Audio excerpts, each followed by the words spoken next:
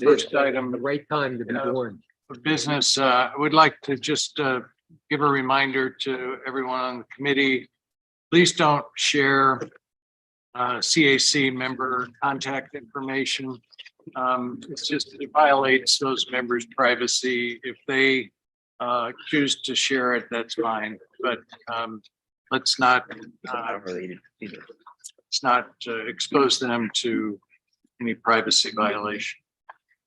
Okay, we have our meeting summary from May 15th. And would entertain a motion. So moved. Okay, Second. moved and seconded. Any comments? All right, all those in favor, say aye. Aye. Aye. Aye. Aye. All right, any opposed? Opposed. Right, and I assume there are some abstentions as usual. That's Eva. I abstain. Be abstains. Yes, I abstain. thank you. All right, our next item is any submitted public comments for this meeting. And we have not received any. Once again, I'll remind you, if any come in between now and our next meeting, of course, those will be posted on the site. Okay, today is, I want to give you kind of a layout for how I want to proceed today. We know at this time, because we've heard about or had some exposure to 3 different frameworks for our plan. One framework we're well aware of, which I would call the ballot, which is the one that includes our modifications to create active transportation, to leave environmental safety, to shift some of the sub-elements, for instance, into admin and of course transit. So that's the ballot framework we know of. We also have one that Paki will be helping walk us through, and also we have our 2 members of the TMC. I think I saw Terry, right? On the Carries there. I know Carmine DeBonis is on the call with us at least. And so between him and the members of our working group, the CAC members who participated in that process, will kind of fill you in on where that proposal is. And then finally, we have the so-called, I don't mean so-called, I mean the Moss proposal submitted by Amanda Moss, which we have discussed a little bit in previous meetings, and we'll spend more time on today. And my expectation is that we will look to see whether we can choose one of those frameworks to complete our work. That is to be the framework for our proposal to the board. And if we cannot, then choose portions, let's say, or the best parts of individual proposals and put them together into our own framework. But that's important that we do that, because once we do, then we'll go ahead and assign the funding for each element. And of course, once we do that, we'll also provide recommendations on the sub-elements of those categories and their percent share of that money. Just a couple of ground rules for today's meeting that I'd like to lay out. First is, of course, the 3 C's. Please, please keep this in mind. We are here to collaborate, cooperate, and compromise. We know that there are elements of various of the categories that have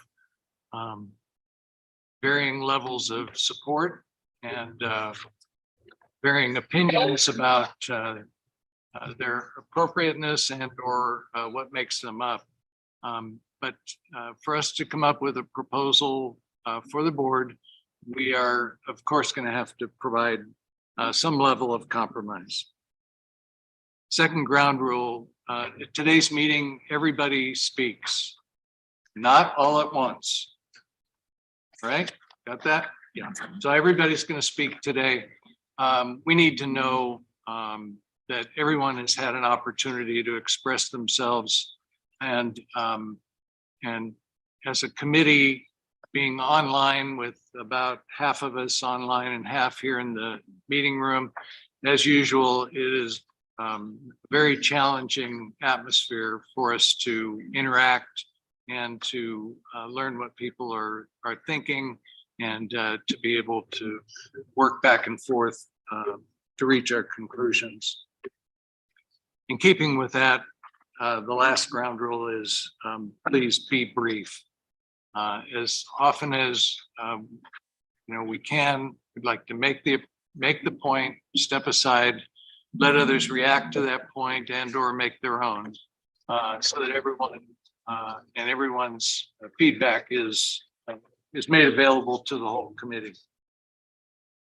Okay, given that, we're ready to get started, and our first item of this, or our next item, is the RTA Next Development Update, which Taki will lead off with, and myself, Terry, and Carmine can weigh in as necessary.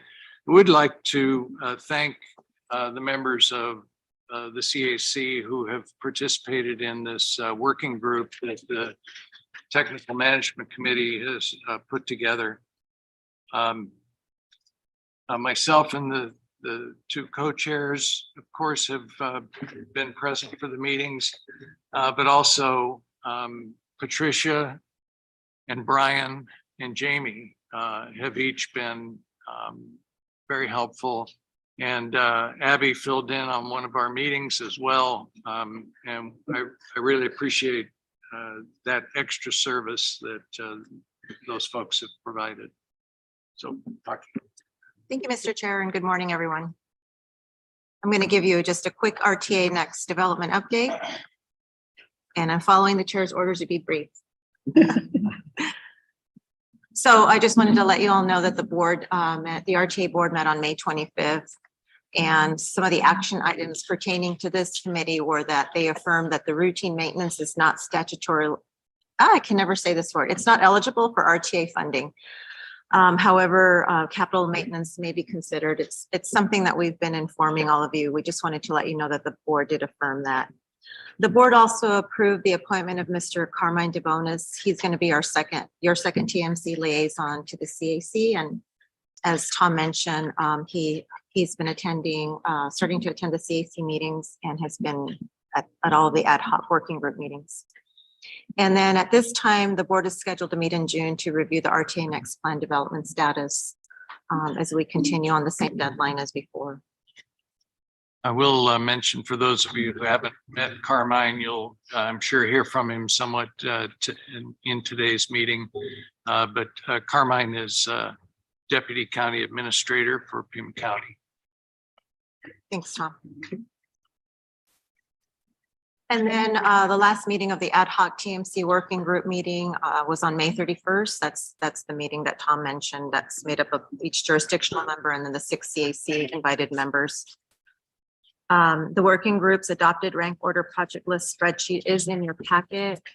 You received a PDF of it in the packet, but then to members, I also sent the actual spreadsheet for you to have so that you could review it.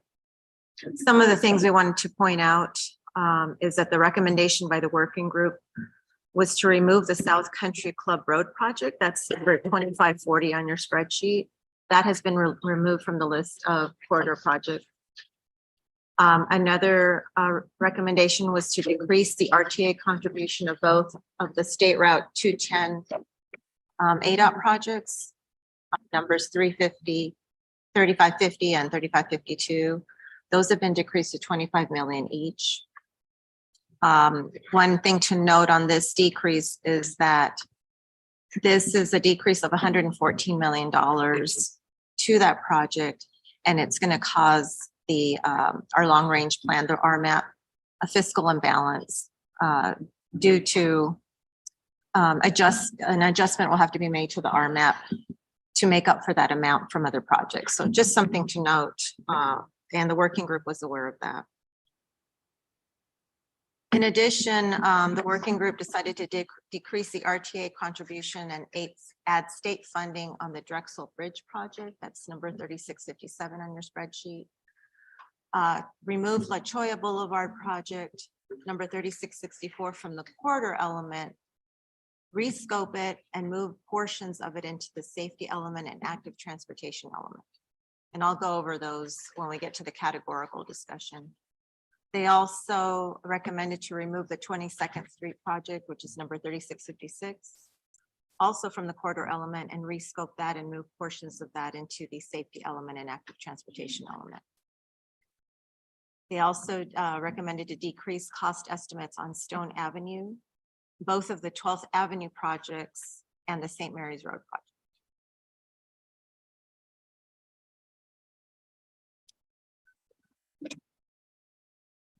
And there's a blank there. I think that was all of them. Yeah, so you got the spreadsheet and Yeah, hard and so, copy. oh yeah, this slide was we'll pull up the spreadsheet so that you guys can have that discussion and ask any questions. So just for simple clarity, when you're saying ad hoc TMC working group, that's TMC members plus CAC members discussing the plan together. Yes, it's Mr. Chair, Edmund, it's one jurisdictional member from each jurisdiction and then 6 CAC members. That's been the ad hoc all along. Fantastic. Yeah. I might just add one piece of information, I guess. The TMC working group did discuss at length, I guess, the appropriateness of naming categorical projects. And as a result, I think of conversations that had occurred at the board, as well as their own internal discussions. The TMC is comfortable with naming projects within the categoricals, something that our committee has been debating and discussing for several meetings. So that's one thing you'll notice with some of the funding for a couple of the named modernization projects from the city of Tucson.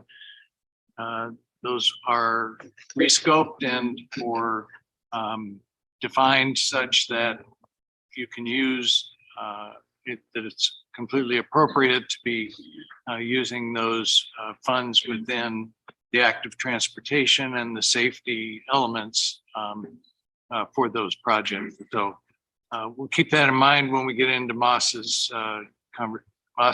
proposal as well.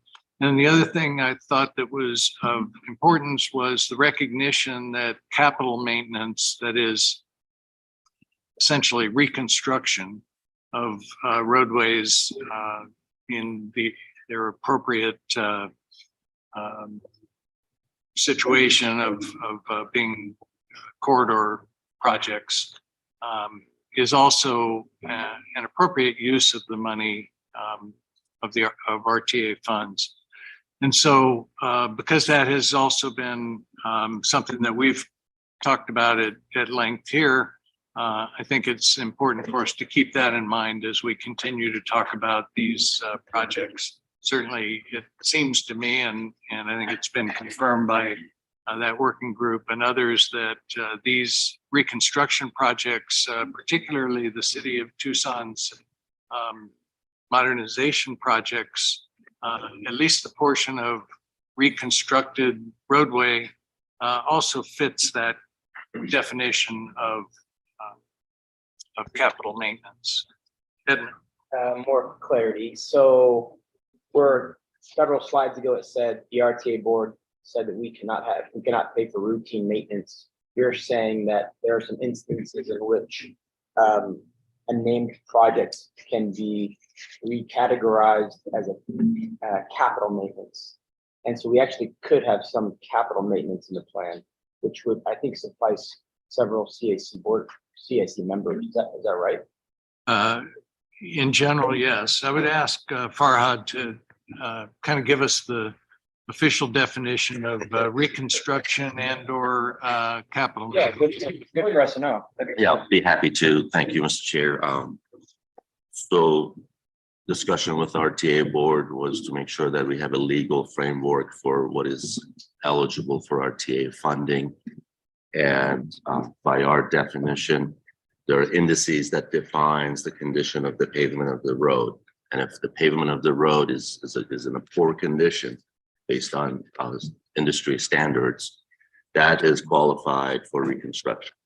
And if it's qualified for reconstruction, therefore it's considered a capital maintenance. And according to the RTA statutes, as long as you have a corridor with a point A to point B and a pavement that is in a poor condition and needs to be reconstructed, it's eligible for RTA. So this plan that the ad hoc TMC working group is working on, have they considered this and as part of their planned capital maintenance?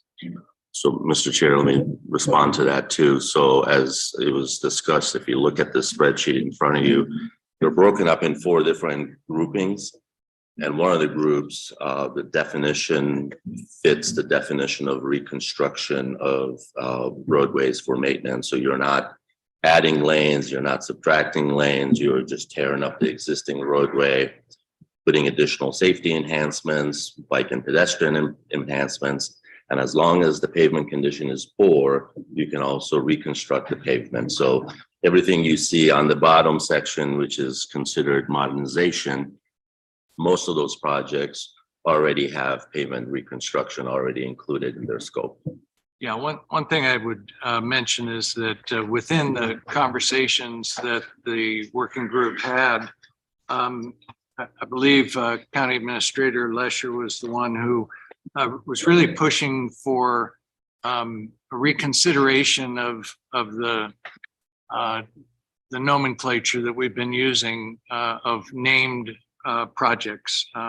She thinks something more descriptive, perhaps something that talks about congestion or modernization, some of those categories that we've defined for our purposes here to understand what types of projects we're dealing with would be helpful once we have that list of projects to be able to inform anybody reviewing this proposal. Anyone reviewing the plan would have an idea then of what kind of a project it was. Farhad. I just want to clarify. So corridor projects, and that's what we discussed at the ad hoc committee.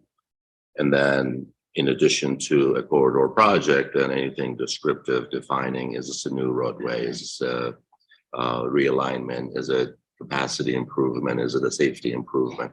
So those groupings can follow. But what you have in front of you currently is based on the previous 4 groupings that we used that integrated all of them together. And if you like, I can have Rick go over those 4 categories again. But what you have in front of you so far, at least from our perspective, is a good grouping. But if you want to tweak it and adjust some of the description, we can do that as well. Right, I have Arlen and then Carolyn. Go ahead, Arlen. Thank you. Just a question. I hope this can be done briefly. I'd like to get a sense of the discussion and rationale from the working group consortium there of were these decisions and recommendations easy to make? Were they complicated? Was there something unusual about anything? I understand the country club road. I don't need to know about that one, but just in terms of the rest of them, Any changes? And then the second one was, I didn't really understand what Paki referred to as the imbalance of funding with the budget. It looked like we were taking money away, but that what I heard was it implied that it was going to cause more money to be spent, but I could have heard that completely wrong. Thank you. So, All Mr. right, Chair, just a I'll, second question. yeah, Mr. Chair, I'll answer the second question first. So as you all recall, we are required by federal law to have a 20-year long-range plan. The long-range plan is what we call the RMAP. And the RMAP, by federal law, is required to be fiscally constrained. So we have all types of revenues available in the region programmed on one side of the ledger in the RMAP. And then on the other side of the ledger, we have all the projects that are prioritized through extensive process. And obviously it's required to balance expenses versus the revenue.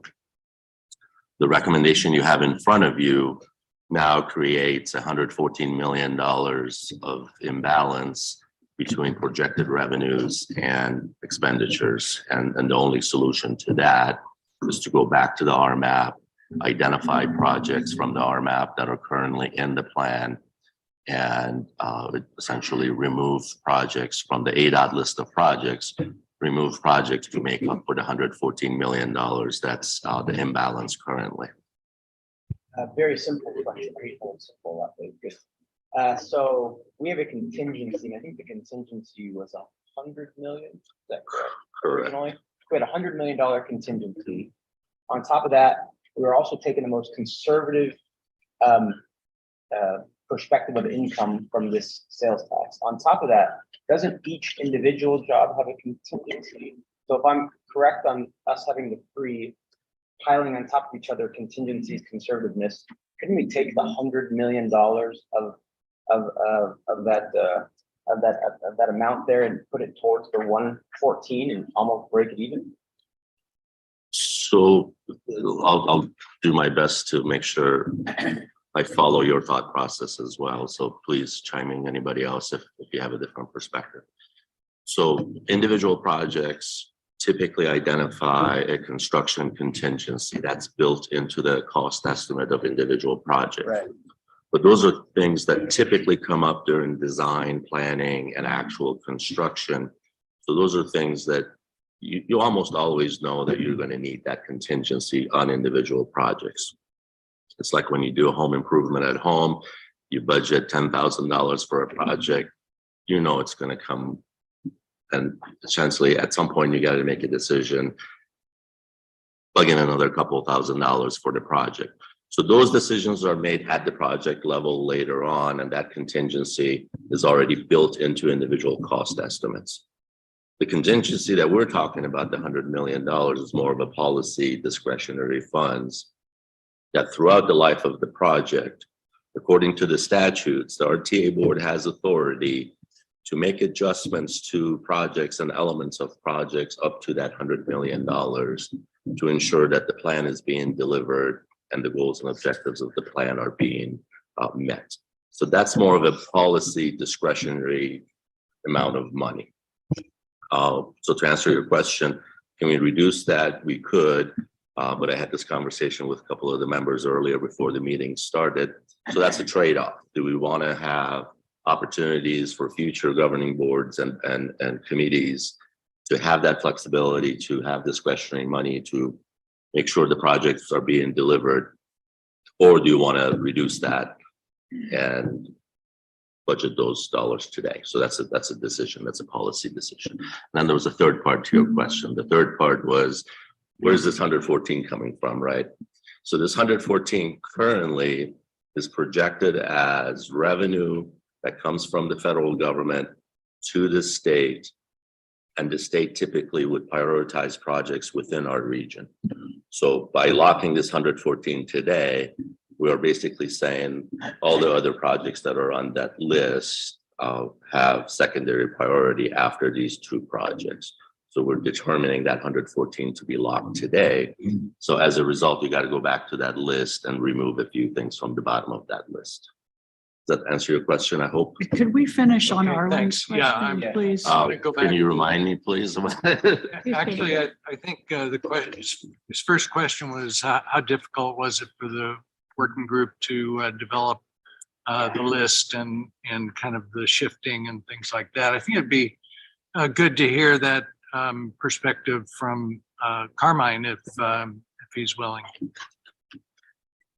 I'm happy to go ahead and give some thoughts. And Arlen asked if it could be responded to briefly. And so the brief answer is yes. It was a little bit difficult, but the committee worked through a series of meetings there were a lot of discussions that took place, a lot of information shared amongst the various members. It was invaluable to have the CAC committee members there along with the jurisdictional representatives on the TMC. The place that we ended is not where we started. So there were iterations of efforts. I think it's fair to say that everyone on that group was committed to getting to a list that could be shared back with the CAC as a proposal for how to structure that named projects list or that corridor list. So it was iterative. There was a lot of discussion on many of the topics that you all have been talking about and wrestling with. So I thought it was productive. Everybody was committed to getting to a point where we could make a recommendation, and we feel that we've done that, and I'm happy to answer any other specific questions that may arise throughout the meeting today. Thank you, Carmine. Carolyn. Okay, thank you, Mr. Chair. I want to go back to the earlier discussion, and another clarification on the maintenance. I think you're saying this, but I don't want to assume anything. So when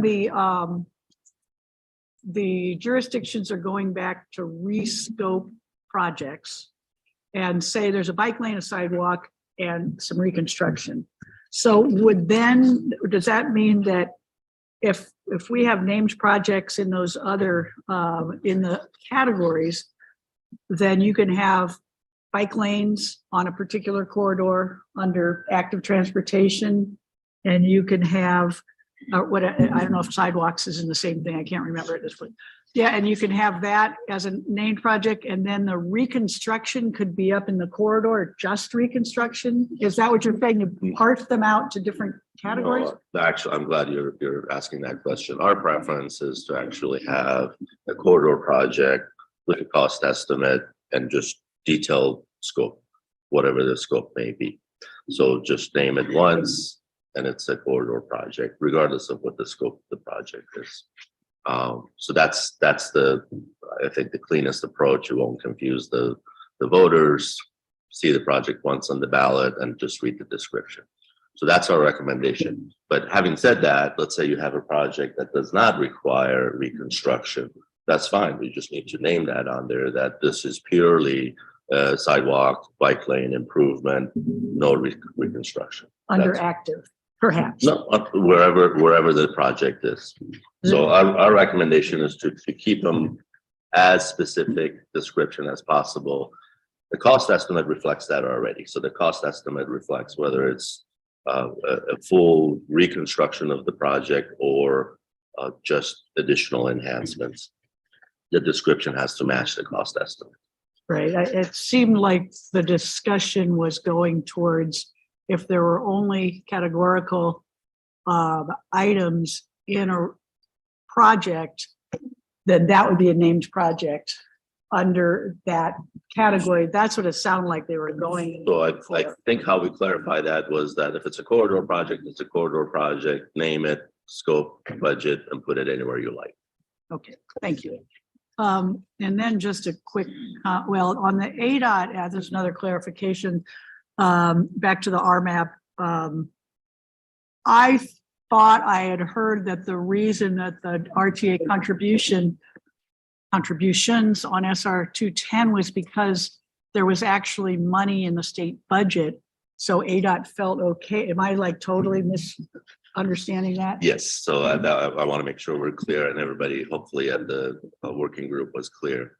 You would have to remove ADOT projects from the current RMAP to make up for the 114. And that decision has to be made through the RMAP process. Yeah, it's basically there's a pot of money or multiple pots of money that come from ADOT each year and are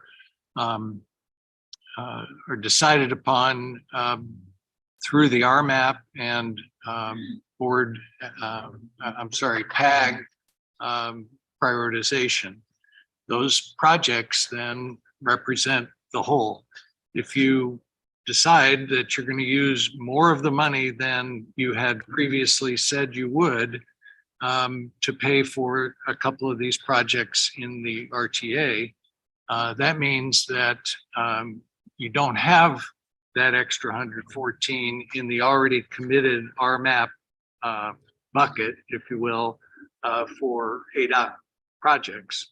So now you're going to have to say, what are the bottom $114 million that we would use as Farhad described it as secondary or second tier projects. So it may mean that a project in the later years is not funded, that's currently in the RMAP, but in order to have a fiscally constrained federal requirement,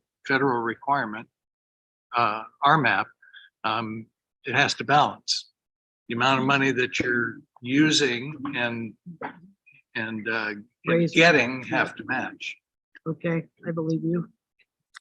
I kind of. That wasn't that good, was it? That was okay. Sorry, No, you're, I tried. yeah. I know Okay, the civilian. Wait, I had one more thing for Edmund, and then I will be done. I just want to respond, in my opinion, as far as your discretionary, I mean, the discretionary funds, the 100 million. As a committee, we can do what we want. I mean, that's what when we get to Moss's proposal versus these other ones. I mean, I think we can make a recommendation to the board what we want to see, and they might say no. But I think that's what we're supposed to be doing in our recommendation. Just in response, I think that's an excellent statement, because here we've bantered and fought so much in this committee, but in the end, after we send something up to the RTA board, they still decide ultimately. We're just giving our CAC opinion. Yeah, that's the crux of it. that's the first C or the A, sorry. Yeah, advisory. Okay, thank you. Okay, Mr. Chair. Moss. Thank you. So I just wanted to restate this to make sure I had it perfectly clear as far as the maintenance discussion.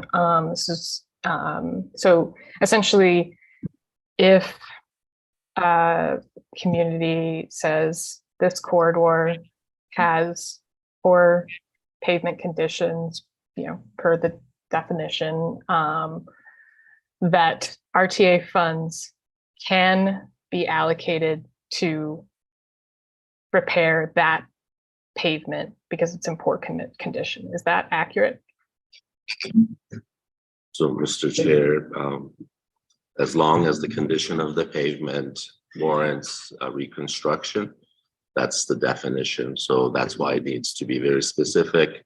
Limits of the project, the corridor itself has to be identified. And as long as the condition qualifies for reconstruction, then yes, RTA dollars are eligible to be spent on that project. Okay, that's really helpful. And the definition, where is that coming from? That Which you're referencing? definition? I'm sorry. You kept saying there's as long as it meets the definition. Pavement condition standards, those are industry indices that are used. So if the condition of the road is poor, that's the definition we're using for that purpose. And is that the reason that is being used? Is that a RTA policy? RTA legislation specifically says reconstruction. So the only time you can reconstruct pavement if it's in the condition. Yeah, poor is defined throughout the region as needing to be reconstructed. In other words, not able to be simply rehabilitated. Can't just put an overlay on it as an example, or a chip seal or some other treatment, but rather it has to be recycled or reconstructed. Dale has a question. He's our pavement expert. I just want to make it clear, I think this is, goes without saying, but just to make it clear.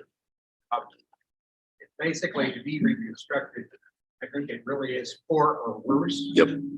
I mean, the city of Tucson Failed. was OCI rating, and you have a specific number, and there's based upon evidence of having evaluated pavement, et cetera, that based upon those conditions, poor or worse, which is the ultimate bad one, which were they have a lot of streets that are failing.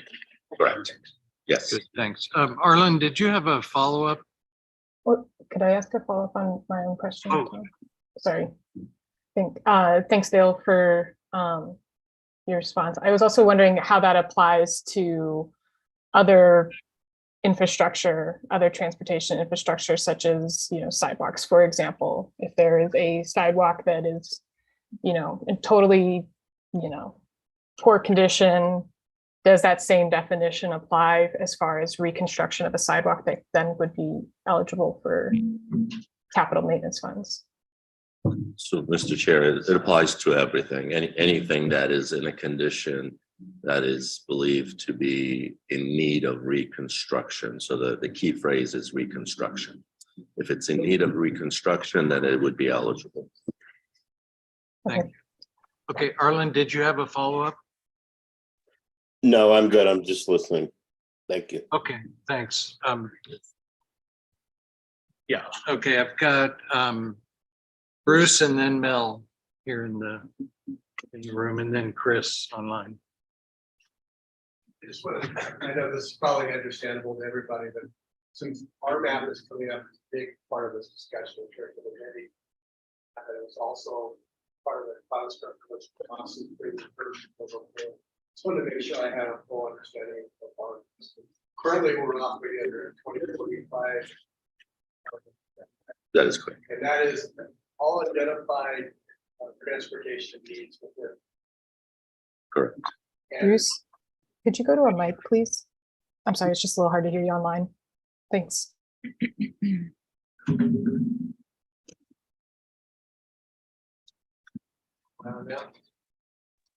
Not quite. The green light should be flashing. You had it. Thank you. So as I understand it, under the RMAP, you've identified all the transportation needs through 2045. You're in the process of looking at a 2055 RMAP. Is that correct? That is correct. And the estimated dollar needs are what, $32 billion for 2045 RMAP? Is that correct? $32 billion, but we only have roughly $15 billion of revenue. And the half-cent tax would represent about 7.5% of that total. Is that not correct? 2 billion, I think it's closer to 6%, but I'll trust your math. Okay. When Pocky put up that the working group had talked about the SR 210 having to amend the RMAP, that would be to go in and to amend the current 2045 RMAP. Is that correct? That would be the only mechanism to do so, as we had discussed previously with this group. So far, everything that is being discussed as part of the RTA next is aligned with the current RMAP. Our hope is that we do not need to amend the RMAP, but this decision will require an amendment. All right, that answers my question. Thank you. Thanks. Okay, Mel, let's see if you've got a live mic there. The spreadsheet we have where it says modernization, are those the ones that are available for maintenance, So again, capital maintenance? Reconstruction, yeah. so it depends on the scope of individual projects, and hopefully Rick can walk through that as needed. But If the project identifies reconstruction of the pavement, and if that's included in the cost estimates, those are typically the projects that we can define as capital maintenance, yes. Rick, answer that question for us quickly. If you, off the top of your head, what percentage of those 16 projects need reconstruction? Oh, good God. That I'm afraid I don't know. I didn't glance at each one. I know several of them. So that was the intent as we've had our meetings and discussions with the jurisdictions.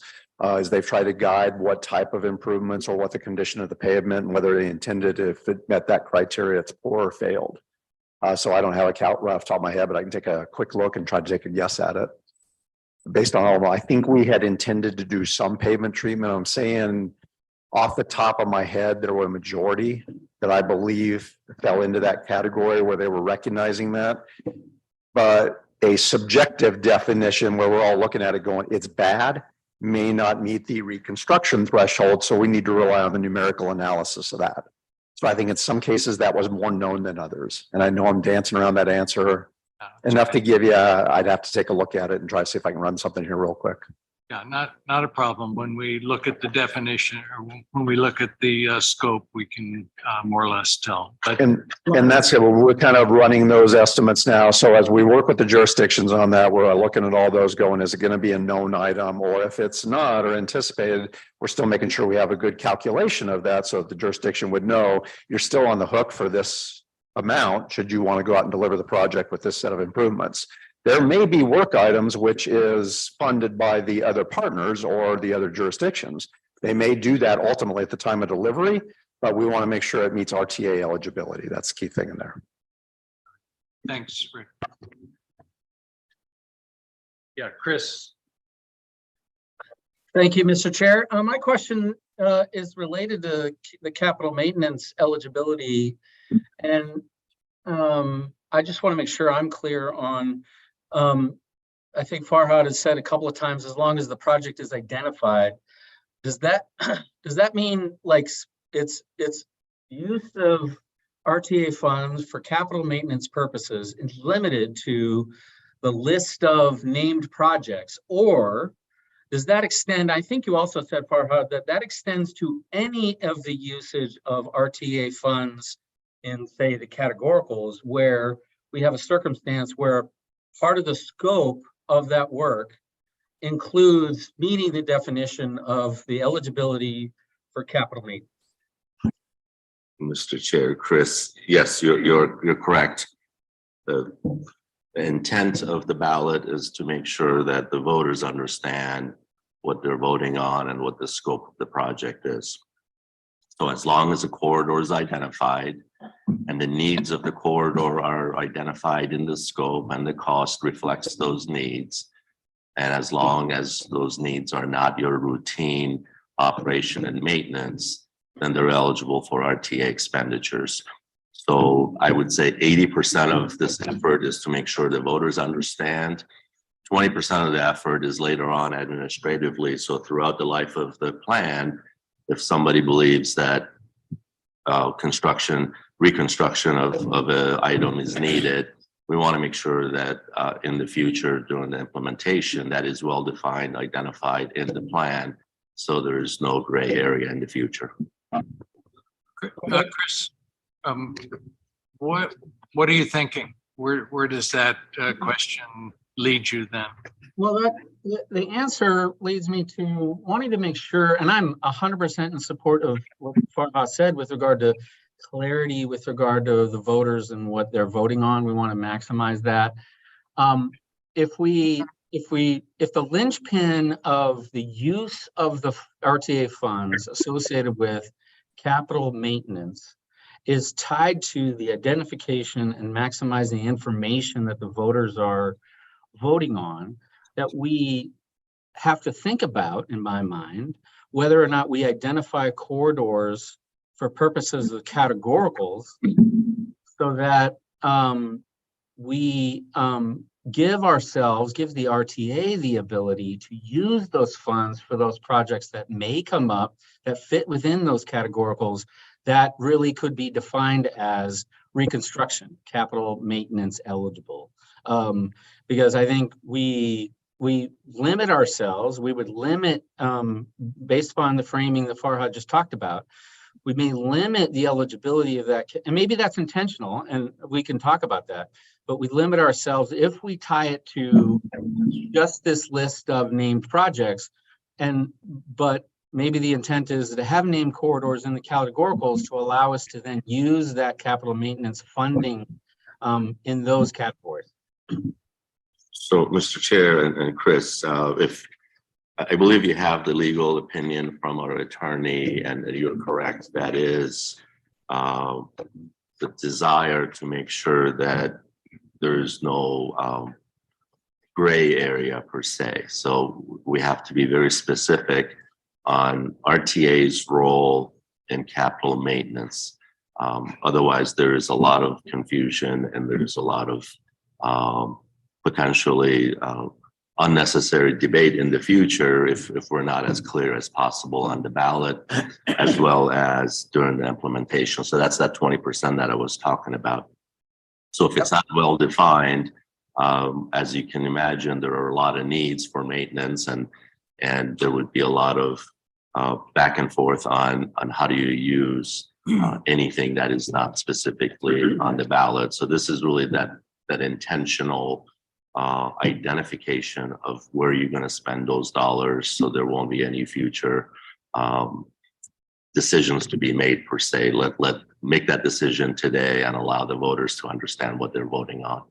I'm with you. Thanks, Farhad. Okay, before we have a couple of questions left before we move on to the Moss proposal, as I talked about before. But in the meantime, I might ask if I think Patricia may be the only one besides Abby's one. Is Brian on also? I'd ask if any of those CAC members who were present for some or all of the working group's deliberations want to add anything. So Patricia, anything you want to add? I don't think anything at this moment. Thank you, though. Okay, Brian.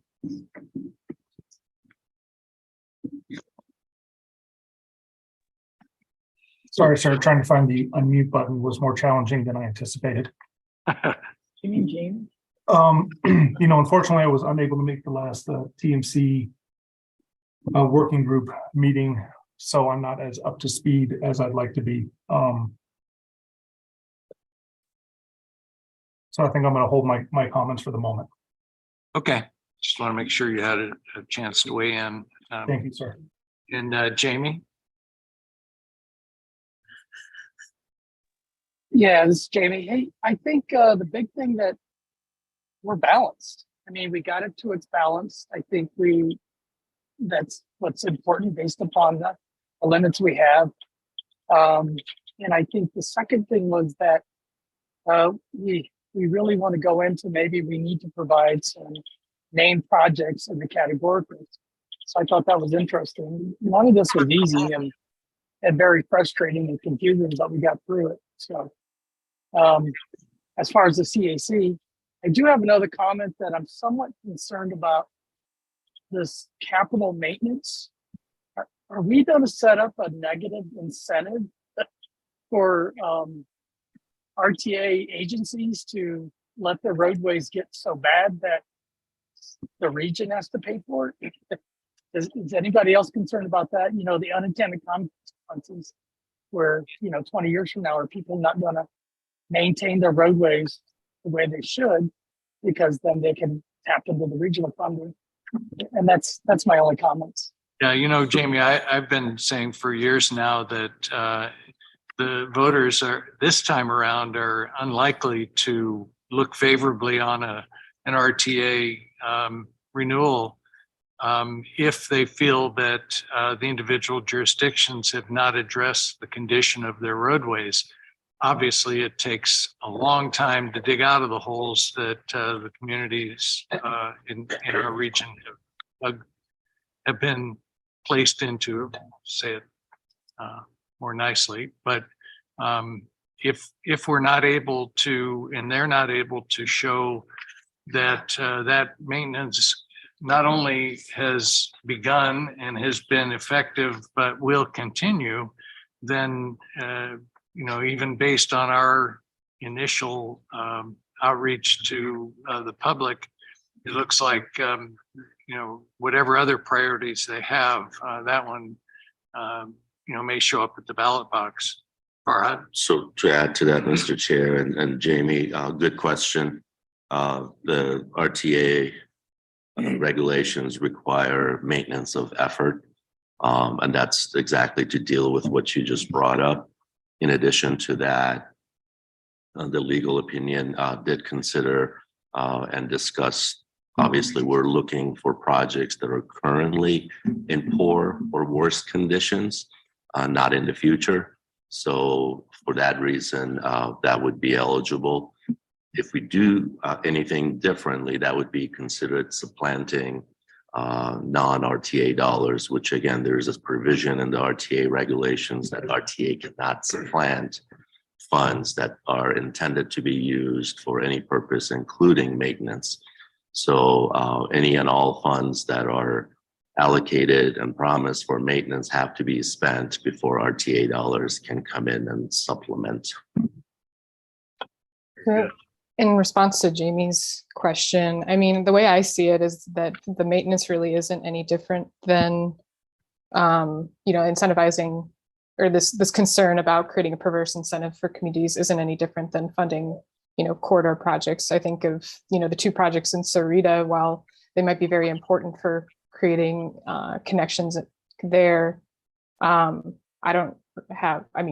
just like thinking about people driving around in Tucson, how often they're going down there. It's not really it is a more local project, and I'm happy to fund that, but it's also about, we've had the conversation in the past about, well, some communities don't have income tax and rely on sales tax, and how does that impact what kind of project, how they are funding projects.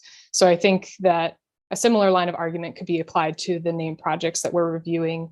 And I don't really see how that would be very different from this maintenance perspective. And then within, sorry, Tom, I had another thought.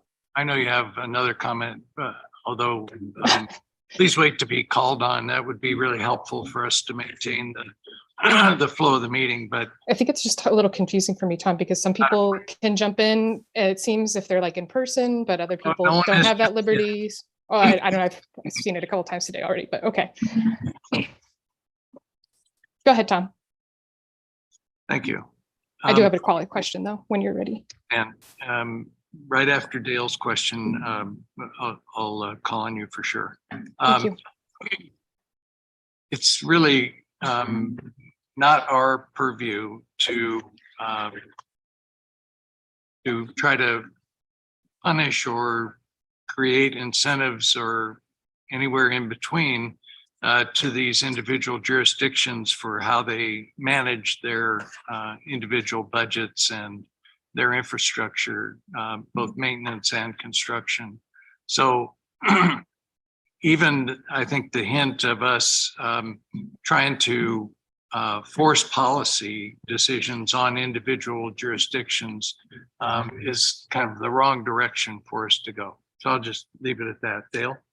Yeah, I was going to kind of this world of projects that need to be done and reconstruction and on RTA type of roadways.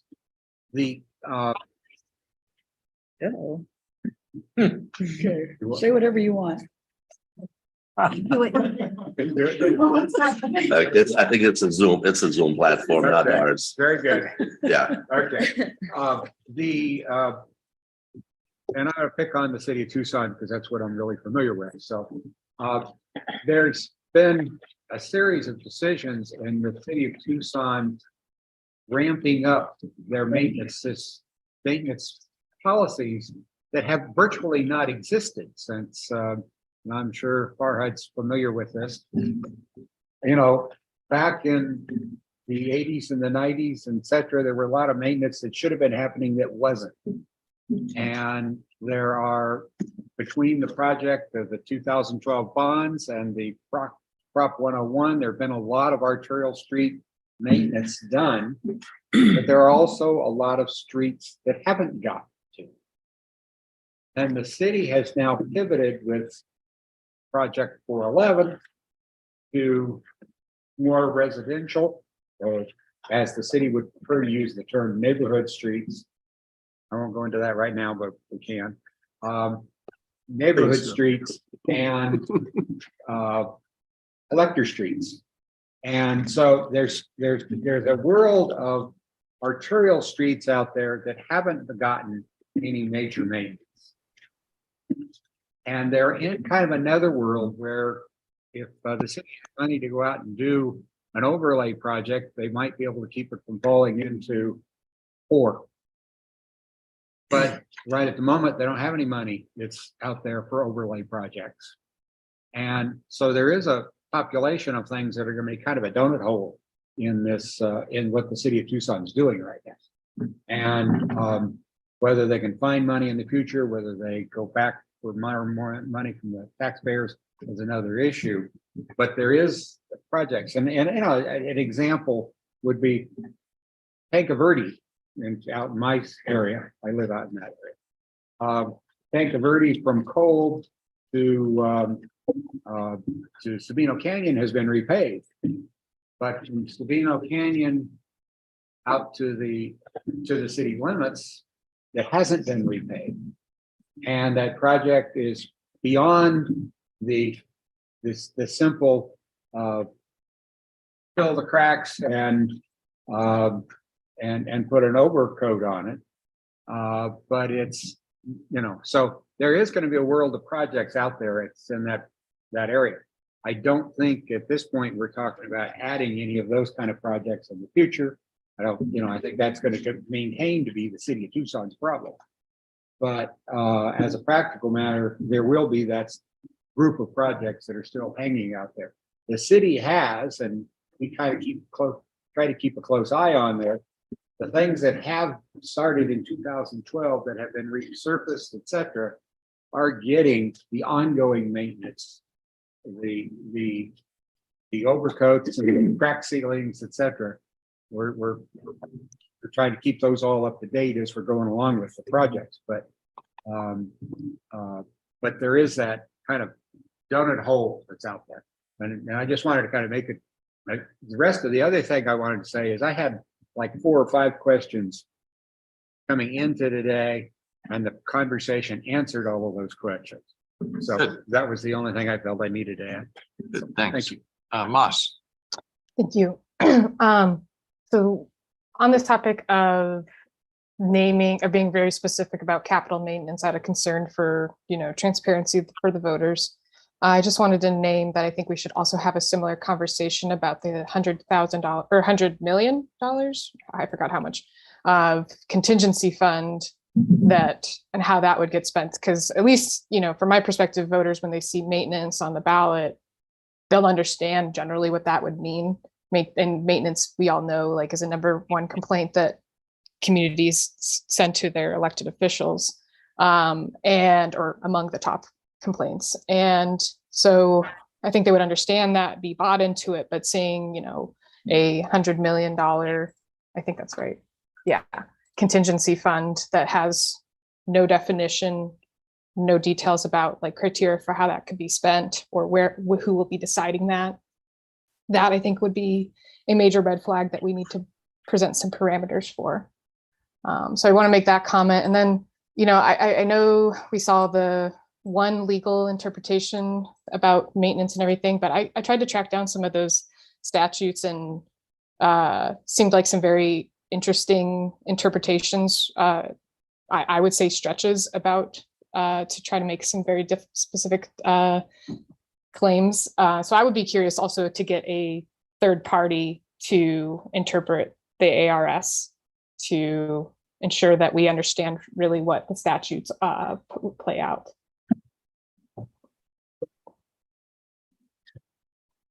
Okay, thank you. Let me just ask if either Carolyn or Mary had anything they wanted to add before we close this one down. Not really. There was one comment that was interesting as we're heading into the Moss proposal that came up at the beginning of the meeting, and that was from the county administrator that stated that because of the being understandable to the voters, she thought that perhaps all of the projects and categoricals should be named. And it seems like there was a little bit of support for that. And that is different from what Moss is proposing, but I don't know if that's even a possibility, but, or wise, but I, just the overall comment that it seems like the TMC is going in the same direction as the CAC and, you know, some of these discussions that they're having. Although they're very specific in the, you know, the information that they have is the jurisdictional, you know, rescoping, or, you know, when we see the new budget that's going to come out. So anyway, that's all. It was, I think it's, it was really a good meeting that they had, and I don't think there's another one scheduled, is there? Not currently. Again, if you all recall, our hope is to provide feedback to this group and vice versa. So depending on if there's any feedback from this group back to that group, we'll be happy to take that. If you all feel comfortable with where we're at, we can put a pin on it and say, yes, we're comfortable, and keep working on other aspects of the plan. To that point.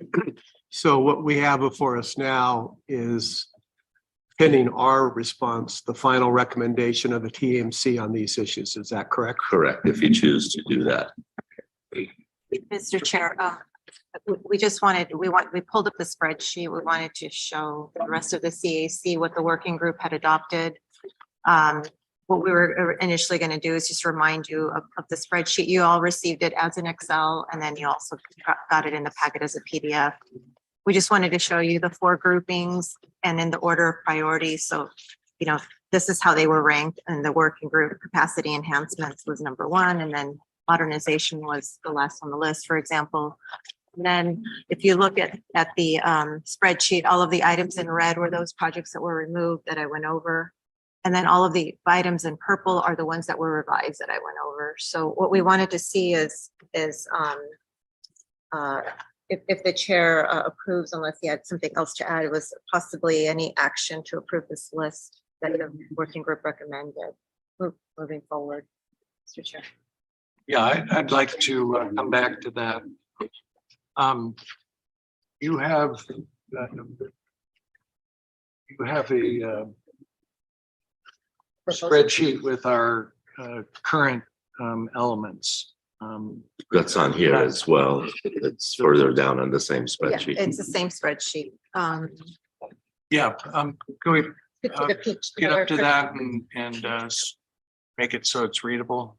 So it's on the second page of the hard copy. It's the peach color. Peach color.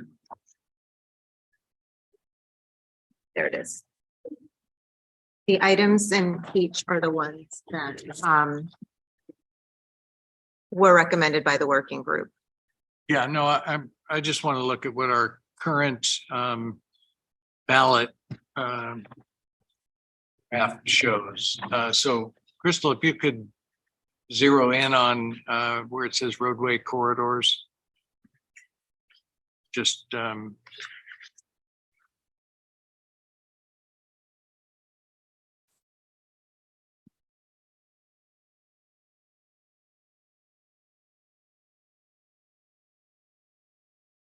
yeah, and now maybe slide it over a little bit so that those blues are kind of in the middle. Yeah, there you go. Thanks. Just a reminder of where we last were when we talked about the individual categoricals. So remember, safety, after we did some moving of items, is 150 million. The environmental was 30, and transit 510 million, administrative 110 million, and active transportation 90. Is that right? No.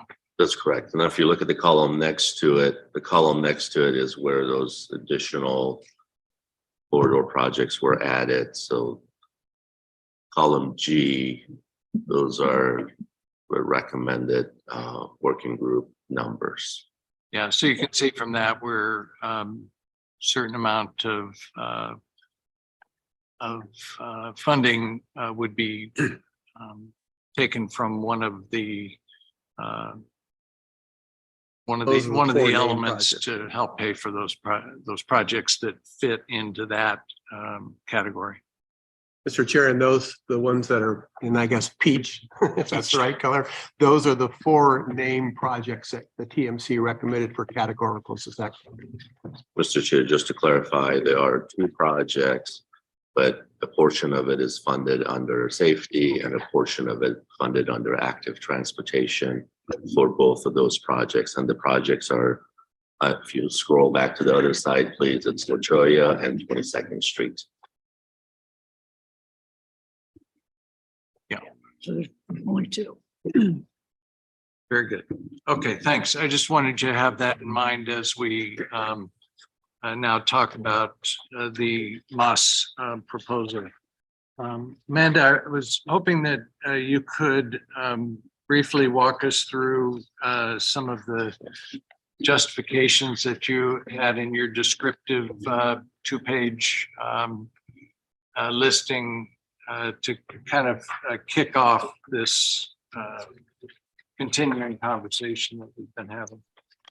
Sure. And I can also share my screen so that folks can see what I'm talking through if since I don't think it was included in the meeting packet or posted.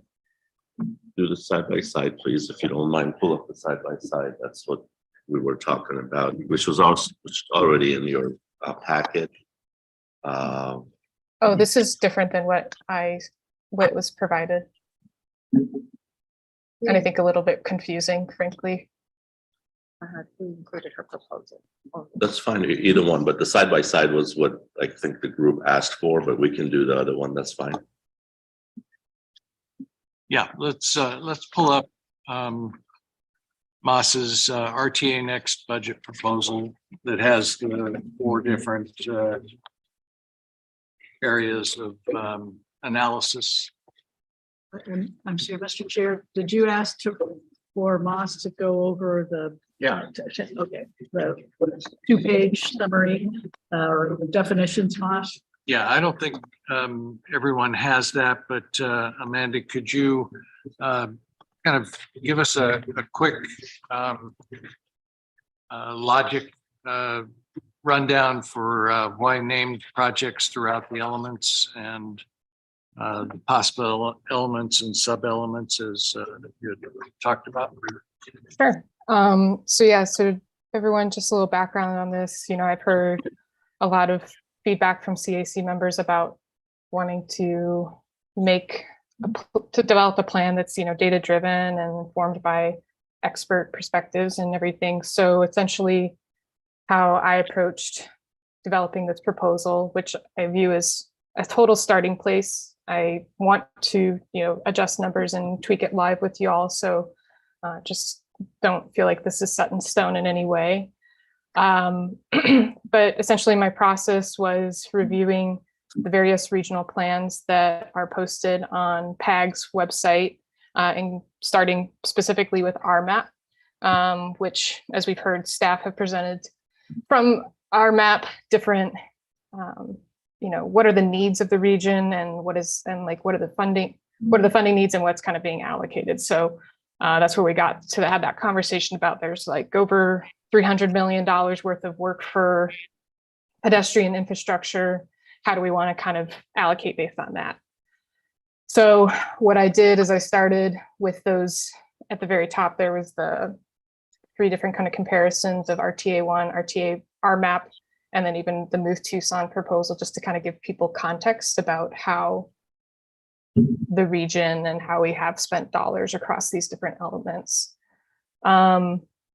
And I used the RMAP one as the basis for the proposal so that it really had that regional focus and was centered on the regional infrastructure needs that had already been identified through the PAGS data-driven process. And then what I have in the section below is kind of what we've been seeing. And so I think maybe these numbers have adjusted a little bit, but this sense is about the same. Like this is proportionally how the proposal we've been seeing, which as I'll just like remind folks that was basically a copy and paste of RTA 1 that the board did to give us a starting place. And that's why it looks so similar to the RTA 1 budget right above it. And then from there, just to have this all in one place. So kind of that's how this document is situated. And then in this green section here, if you scroll down a little bit, thanks, Crystal. But this is where I've taken a little bit of feedback that I've heard in some of the meetings from, I think like Arlen, Bruce, you made some comments. So I tried to weave those in here so we could talk about that more upfront. But to Tom's specific question about the rationale for having named projects versus unnamed projects across these different elements is, really in the spirit of the conversation we've been having for most of today, which is trying to be transparent to voters about what they're going to get in this package.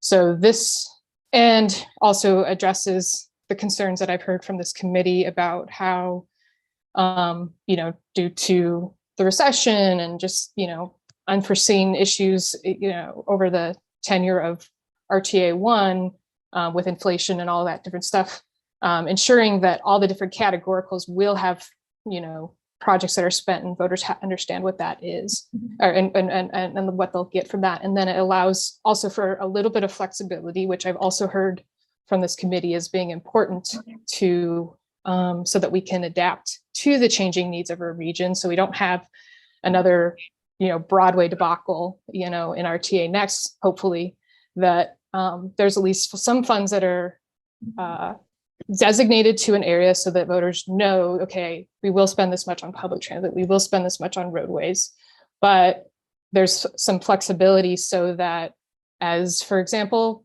water rights, water certificates, come into question for new development, we are able to be nimble and respond to the changing needs of our region for the next 20 years.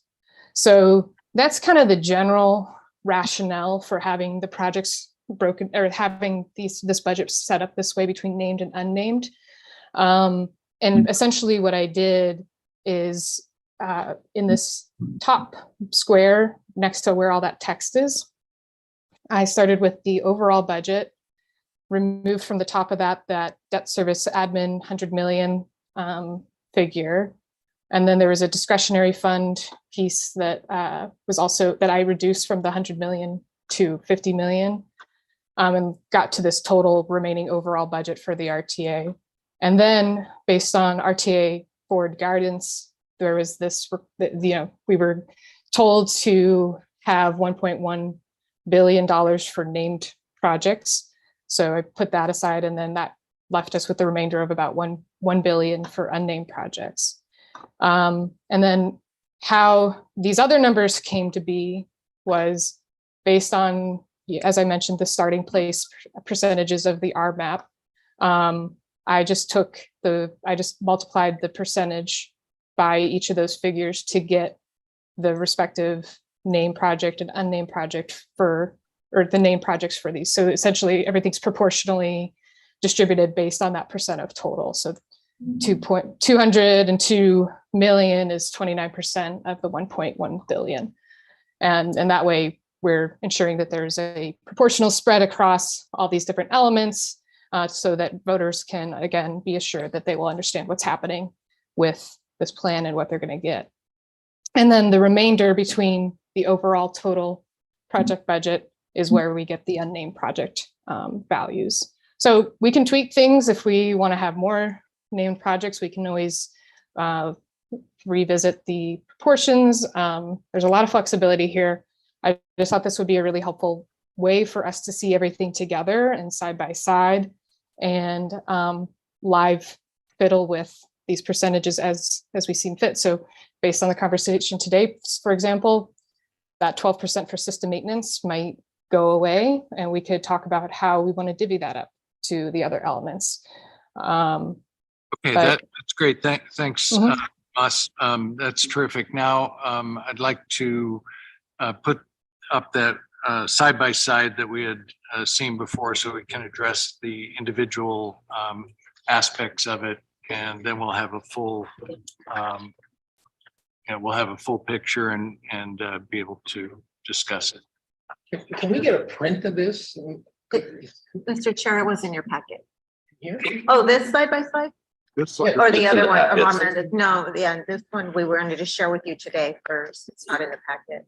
Paki, Can we Could you just, We can zoom it.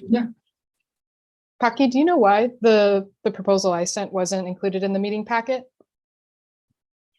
It was sent separately to the members. We didn't want to post it until the members had an opportunity to discuss it.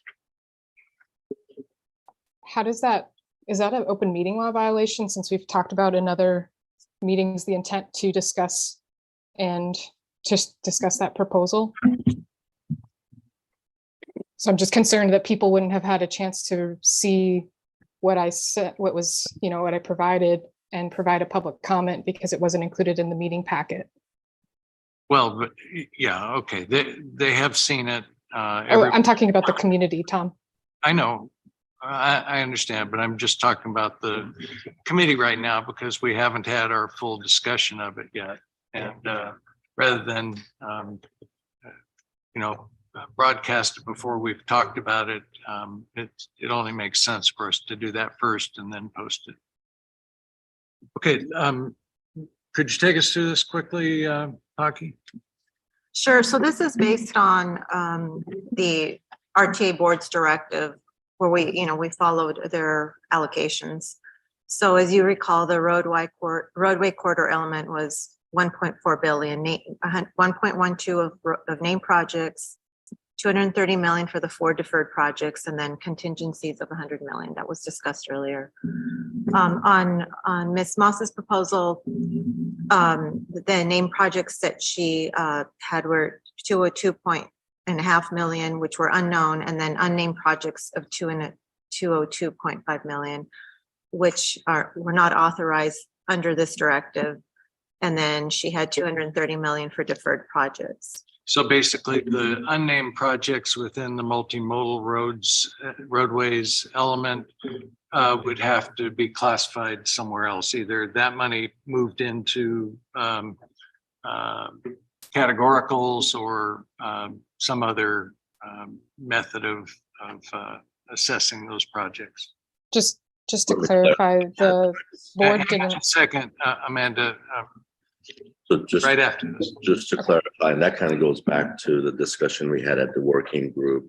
The working group folks did talk about this and they want to make sure it's clear. The 1.12 billion is for corridor projects. That was the direction of the board. Working group understood that. That's why you have the recommendation you have. So 1.12 is for corridor projects, for the corridor element. 230 is for the deferred projects. And then the 100 million is by RTA statutes. That's the amount that's allowed to be set aside as a contingency. So those are all either board direction or by statute.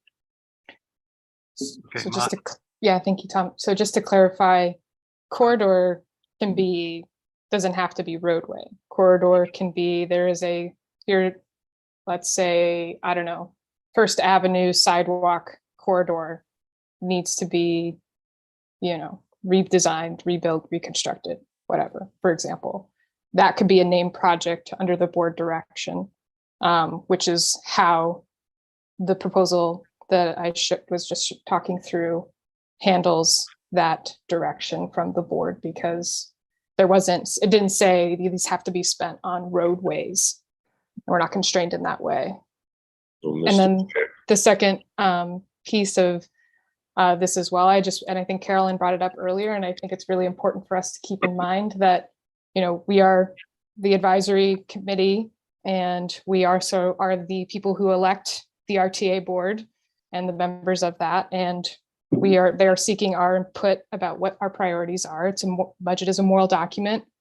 And this is our time to say, we understand that you said this as a starting point, RTA board, and this is what we suggest based on our expertise as residents of this region and based on what we're even seeing in regionally developed plans by PAG, that where the needs are for our community. So I just want to make that very clear that we should not feel beholden to that starting place that the board laid out for us. Okay, got it. Carolyn? Moss, I just had a clarification, a question for you. In your spreadsheet, where does the 230 million of deferred projects, where is that in your budget? It's not listed under the different elements. Would that? Box. Right, I know, but on her spreadsheet, is it, is that included in the overall multimodal roadway or named roadway projects? Is that where that goes? Currently, I have it coming out of specifically the budget for roadways, since Okay, those are roadway budgets. Yeah, it's in, it's far on the right side. So sorry for that. Essentially, I multiplied the 29% by the remaining budget, took out the, and then I combined the named projects and the undelivered RTA 1 projects to get the proportion for what that looks like to get the remainder. Okay. So that's why when you multiply 29 by the by that name project thing, it doesn't totally look right on the name project, because you have to add the 230 million to that from the undelivered projects. Okay. Ava? I think it would be really helpful to see the percentages side by side, because I think that those are really what provide us with the talking points around how these budgets express values and address issues. I have 7 questions that I wanted to share with the group today, if I could go through them quickly. Hey, Ava, would it be helpful though if we completed this this quick side by side and then dive into those as our first item of business? Yeah, we absolutely could. That's fine. That'd be okay? Yeah. Thank you. Thank you. Okay, and this will be quick. Thank you, Mr. Chair. So moving on to the safety element, the RTA board allocated 170 million for that.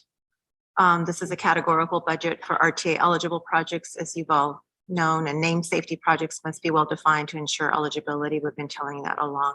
On Ms. Moss's proposal, she has 219 million for safety, 112 million for named, and 107 million for unnamed.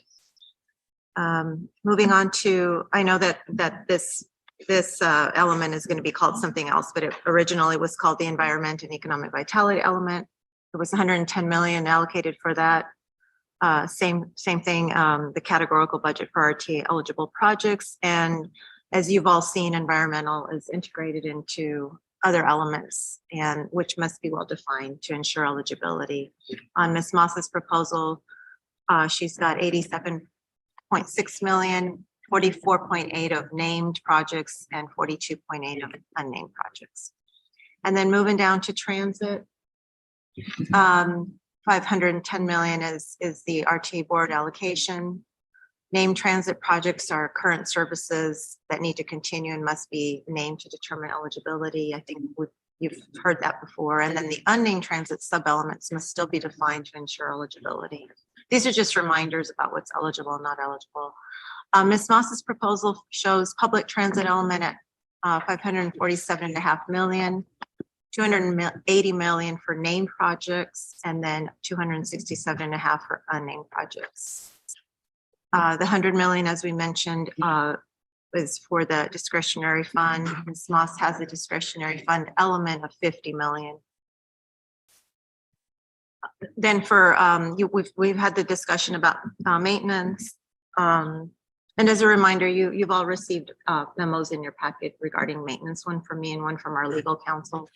System maintenance, as you know, is not eligible for RTA funding The RMAP assumes the direct HERF allocation and local funding for the system maintenance, and then only capital maintenance is eligible.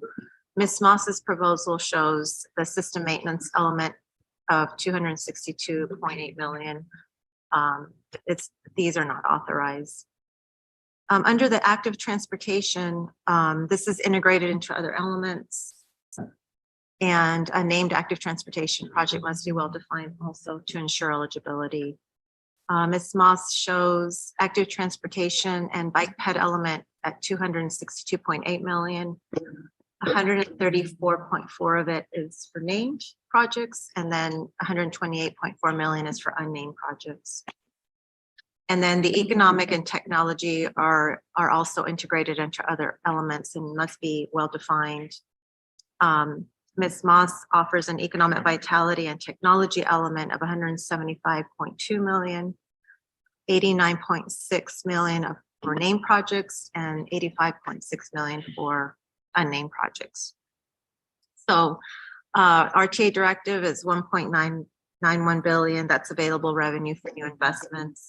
On Ms. Moss's proposal, she's got 2.19 billion. We just kind of wanted to share just a very general side-by-side on that.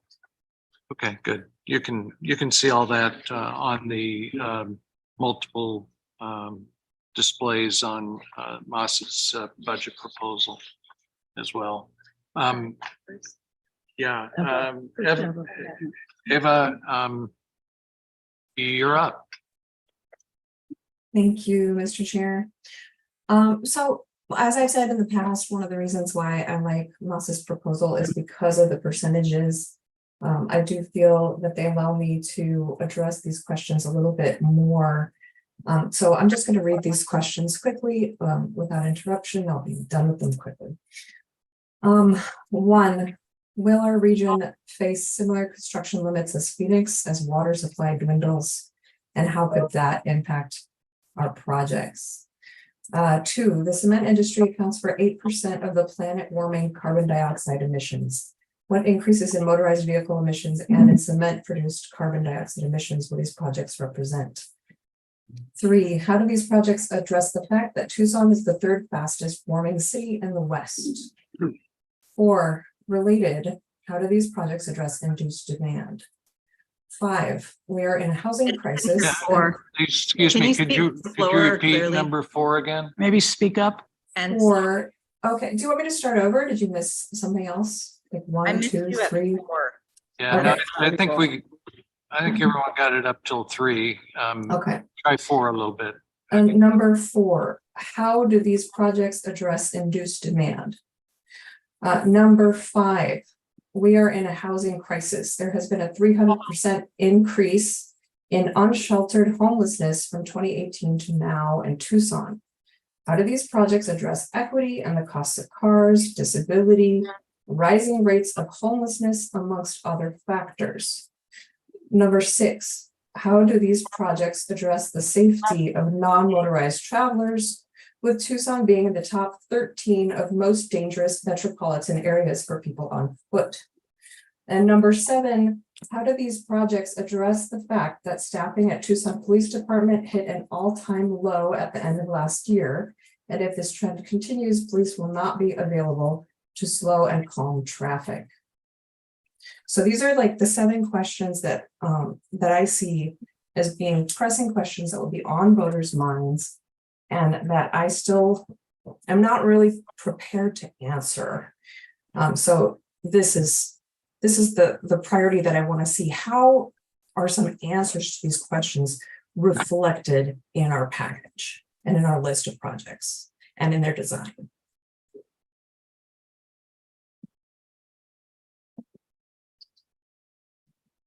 Well, some of them are probably not answerable at this time, certainly, without a plan in place from which to conduct, testing and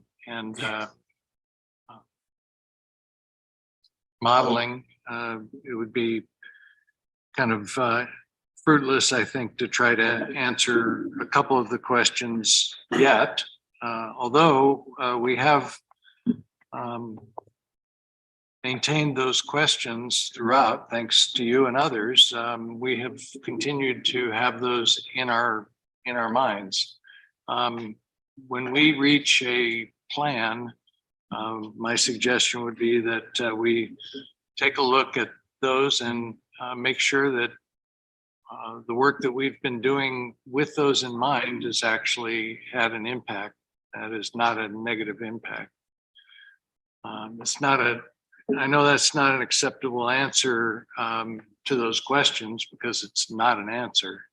But I think at this point, probably the best we're going to do for now. But hopefully we've all written down those questions and can continue to refer back to them as we proceed to develop our plan. Thank you for that, Ava. Dale and then Bruce. I just had a question for my understanding. When we talk about, the multimodal roadways are basically roadways that are part of the regional, that have to be of regional significance. When we start talking about the other categorical projects, do they have to specifically relate to the regional roadways? Or can there be regional, I know it's been a long time since I looked at it, but there's a regional bicycle map and bicycle routes. Will those regional bicycle routes, even if they're not on a regional roadway, qualify for this kind of funding? Same thing with sidewalks, etc. Are we talking about sidewalks on regional roads, or are we talking about sidewalks in inlets? So, Mr. Chair, Dale, good question. Again, keep RMAP in mind. So RMAP is a document that identifies regional facilities and how we can pay for those facilities using regional funds. So part of the answer to your question is yes, as long as it's consistent with the RMAP and it provides access and mobility from regional employment centers to regional destinations. That's the lens we'd use in the next 20 years to identify any projects that come through the regional process for regional funding. They have to meet that objective. So if it's purely a sidewalk project on a residential street with no connectivity between regional destinations, then it probably won't do as well compared to a project that is regional and meets all those goals. And throughout that process, we're always looking for those regional investments. And the process of looking for those, tell us. So the process, how we Of look course. for those. That's particularly for all these unnamed Of categories. course. And that's critical. That's important to recognize that we're not doing this in a vacuum. Individual jurisdictions, individual entities, they have their own general plans. They have their own planning exercises to identify what their needs are over the next 20 years. They only forward what they believe are regional and priorities, even within each entity. Once that information is vetted through their own process, then it comes through the regional process, then it's vetted through the regional process, utilizing our committee structure. So our committee structure will look at the RMAP, look at the needs, look at how much funding is available, and then a recommendation is made through that process to fund certain projects. Once that recommendation is made, it goes to the RTA governing body, and the governing body has the ultimate decision-making process to approve those projects. Thanks. It's always helpful to revisit that. And I appreciate the question because it's critical to recognize that RTA doesn't come up with those projects. The projects come up through the planning efforts of individual entities. So they only advance what they believe is their highest and best use of those funds. Bruce. Yeah, first I'd like to just compliment Moss for, I think, doing an extraordinary body of work. She's brought a unique perspective to this. And Moss, comparing this across the RMAP and the city of Tucson's evolving transportation plan, I think is really helpful. I have a question for you. If you, and I don't have the exact number in front of you, but I believe you had 619 million for roadway projects and then another 262 million for systems maintenance. In light of the conversation we've had today, is it possible to add those two together to assume that that's roughly 881 million in roadway projects, including the systems maintenance? And if that's the case, we're not that far off between the two numbers for what the working group came up with and what you're proposing.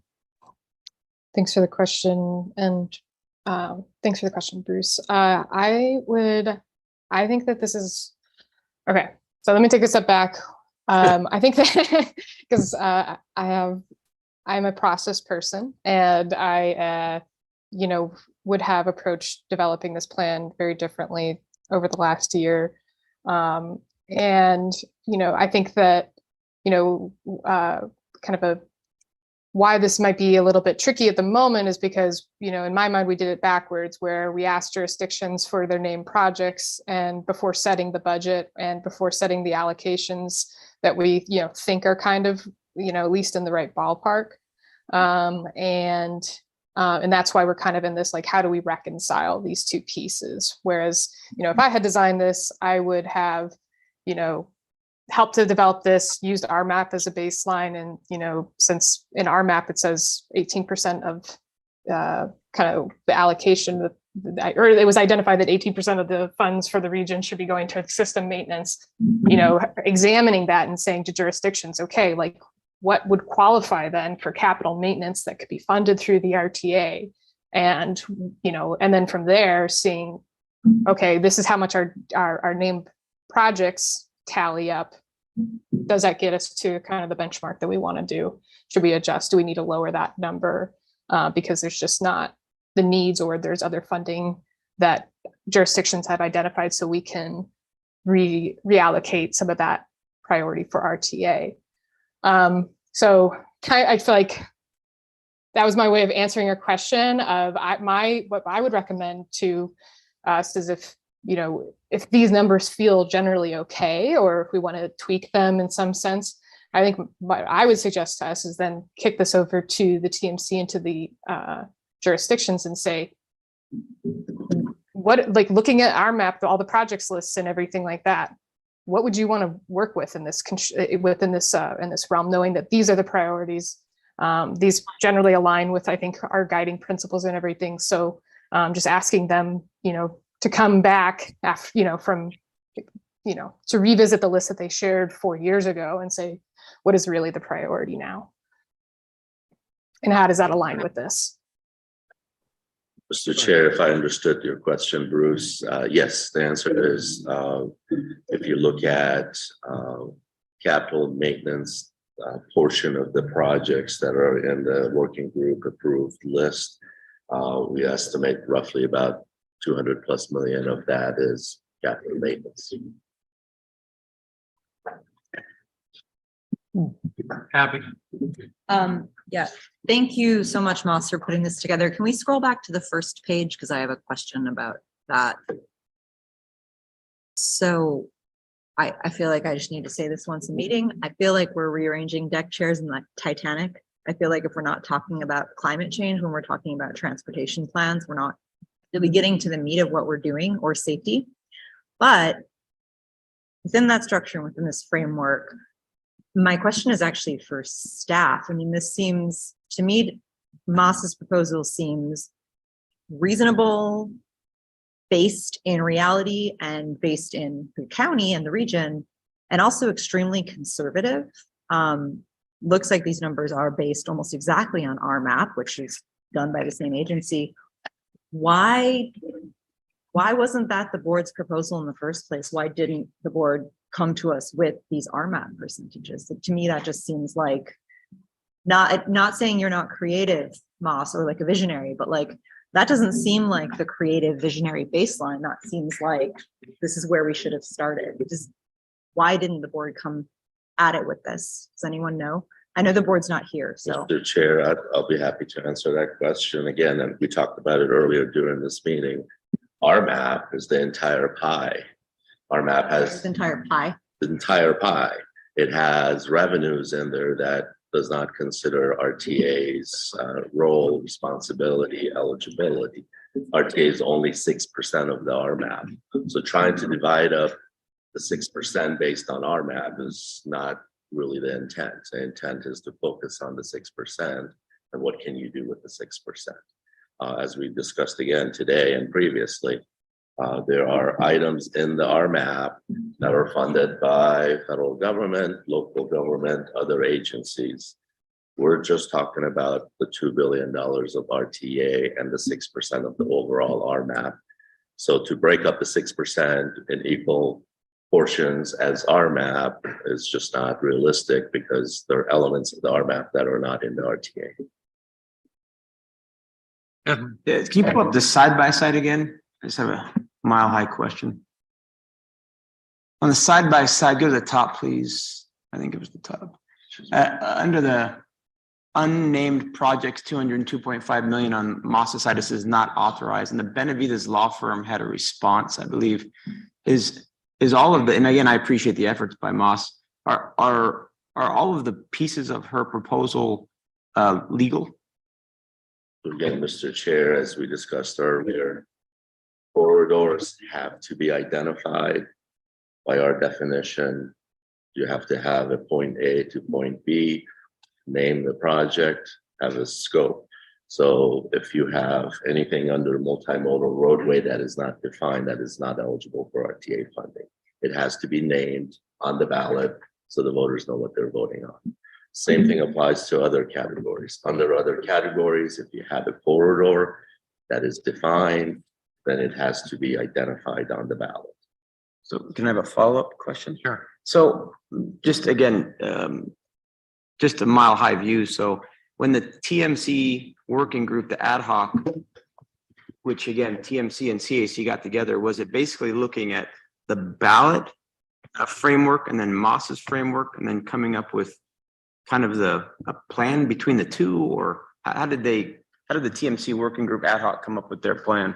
So I can touch on that. I think the chair gave a really good overview of this proposal that's being discussed, but the working group really focused back on direction from the board, regulatory requirements, what they have been working on all along. But the chair did a good job of providing an overview. Most of those folks are involved. They have been engaged, so they understood what the direction from the board was what they were trying to accomplish, and they did that. Right. yeah, I would like to just make a quick observation about the Moss proposal. A couple of the most, in my mind, most key issues that it elucidates are the use of capital maintenance, as well as probably even more importantly, naming of categorical projects. And my view of that is that influenced the working group's conclusions and should be recognized here. I would also point out that if you look at the named projects, that is the corridor projects among the four different kind of breakdown units that we developed, including modernization. What you see is a number of projects with, especially in the modernization area, that are heavily weighted toward the categoricals. And in my view, it could be acknowledged that naming those modernization projects serves the same purpose and reaches the same conclusion as naming categoricals. Although they may be called modernization, and we know they have to be a corridor project to qualify in that way, they are largely either safety or active transportation or transit or whatever it might be. And so I think the two proposals are much, much closer than perhaps at first glance we would believe. And Tom, if I could jump off of that and just, I do think that I agree with you that there are interconnections here. And I went also as far as to kind of brainstorm what, these are the elements, what I showed in that other spreadsheet, as well as kind of think through what the sub elements might be for those respective elements. And I proposed having under the multimodal roadway the same sub elements that the TMC ad hoc committee put together. Rick, I guess that was maybe you, the capacity enhancement, operational enhancement, new roadway connections, and modernization. Right. I do want to state that I think that there is a difference between, I don't think that a modernization project necessarily is the same as an active transportation project. I think that you're right, there are elements that lend itself.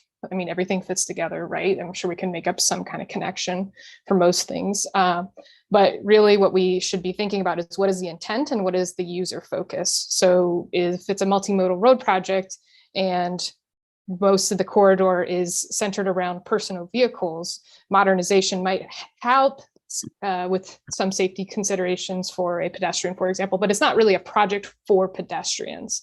And why I think that's important is because we, as the RMAP laid out and as staff presented to us, there's over $300 million worth of projects that we for improvements to pedestrian infrastructure. We know, as Ava, I think, just mentioned, we're among the deadliest communities for people getting around outside of personal vehicles.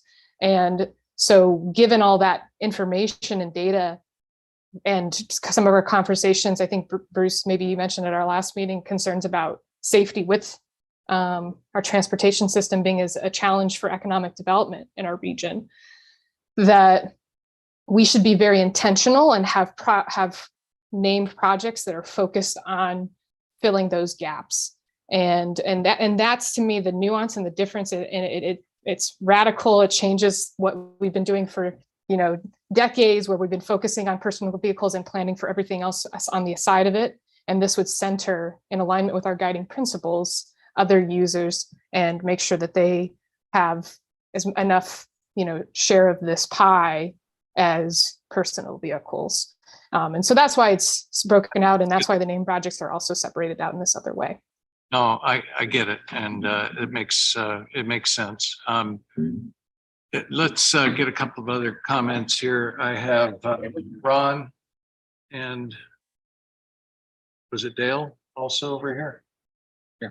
Okay. Yeah. Go ahead, Ron. I guess my comment is that from the very beginning, and I think I've been on this committee close to 40 years, or maybe it's 5. I don't know. But who's counting? Our We've been trying from the very beginning. Here, we're a citizens committee appointed by the RTA to do a job for them. They've given us criteria. We have $1.4 billion to spend for multimodal and so forth and so on. From the very beginning, when this committee was first started, many people have brought up, I want to move money from one category to another. I want to do more with this and less with that. And we've been told by Farhad in no uncertain terms, the board didn't give you that authority. And so my question is, why are we looking at these options if the board hasn't given us the authority? Or should we go back to the board and say, do you want us to do this? And furthermore, if we're going to look at options, there's a lot of people on this committee who have significant backgrounds in transportation who might want to come up with another proposal, which I hope they don't, because we'll get till 2048. But that's the point I'm trying to make, is I think that we're pretty well in the position of going along with what the board tells us. If we want to do something different, we need to go back to the board and ask for it. That's my comment. Okay, thank you. And we have that right to go back to the board and tell them we want to do something different. if that's what our consensus is. Dale? Okay, a lot of people have already done this and I'll do it myself. Like Moss, I think you've done an excellent job in giving a separate perspective on the projects and on the plan. So thank you for that. From my standpoint, looking at this, I think our next step is we have to try to collate the two projects. And I think several people have already alluded to that. And I think that's the critical next step is how do we collate these projects? And I think part of that has to be, and this goes a little bit against what was just being said, but when we have these multimodal projects, they use the word multimodal. And so there is buried in these projects the various modes. And so I think we have to go back and be able to break the projects down we've got between their elements. And whether that's how doable that is by staff is probably another whole question. I'd be glad to hear Farhad's comments on that. But I think we need to look at the projects and say, okay, if we're, and again, I'm going to pick on a specific project. If we're talking about Speedway from Alvernon to Wilmot, that project's going to have a bicycle element or an active element. It's going to have sidewalks. It's, and maybe some minor traffic increases. I don't think there's a whole lot out there to be done other than maybe add a right turn lane or something occasionally. Plus it's on a major transit route. Yeah, and it's on a major transit route, and there are clearly needs and obligations in there for helping pedestrians get across these roadways. And I know we've done some things, but we got a long ways to go. So I think we need to break those projects down and make them compatible so we can look at the two in their broken down form. And I think you were alluding to that earlier, Mr. Chair, and I think that's really the next step. And I think I'm totally comfortable with saying that, yeah, there's another way to look at this. I'm very familiar with having been through many CACs and one thing or another over the years, that there are the mix of these projects and how they work. And the best, and I'm going to say this, and I'm not picking on anybody in particular here, staff-wise, the bastardized decision we ended up making to get Broadway built. And there's definitely some good, and there was definitely bad, and we knew about the bad. But as a practical matter, I think we need to get the elements broken apart. And So, I'll say, Mr. Chair, just so I can answer that question. We have all that information. It's in your portal. The portal was established when the projects were submitted. And it is very clear all we need to do as part of the cost estimating exercise to demonstrate what portion of each project is addressing safety, what portion of the project is addressing sidewalk needs, bicycle needs, intersection improvements. So we can break that down, but obviously we didn't do it for 108 projects, which were originally submitted, but we can do it now that we have a short list. Good. Is it possible to get access to that web app again? It seems like that's no longer active for us. My understanding is it's still active, and if you registered, you're still able to access that. If not, please call our staff and they can help you make sure you get access to it. But okay, there's that yeah. registered. If you have registered, you should still have access. Yeah, I'm registered and everything, and haven't, and have tried to log in multiple times over the last few weeks and just get stuck on the login page. So I'm not sure if anybody else has had issues with that, but it would be really helpful to have access to that again. Yeah, we can double check. Yeah, and Mr. Chair, yeah, Farhad, Amanda, just let us know if you're having trouble logging in. We'll definitely give you access. All right, Jamie, and then Sean.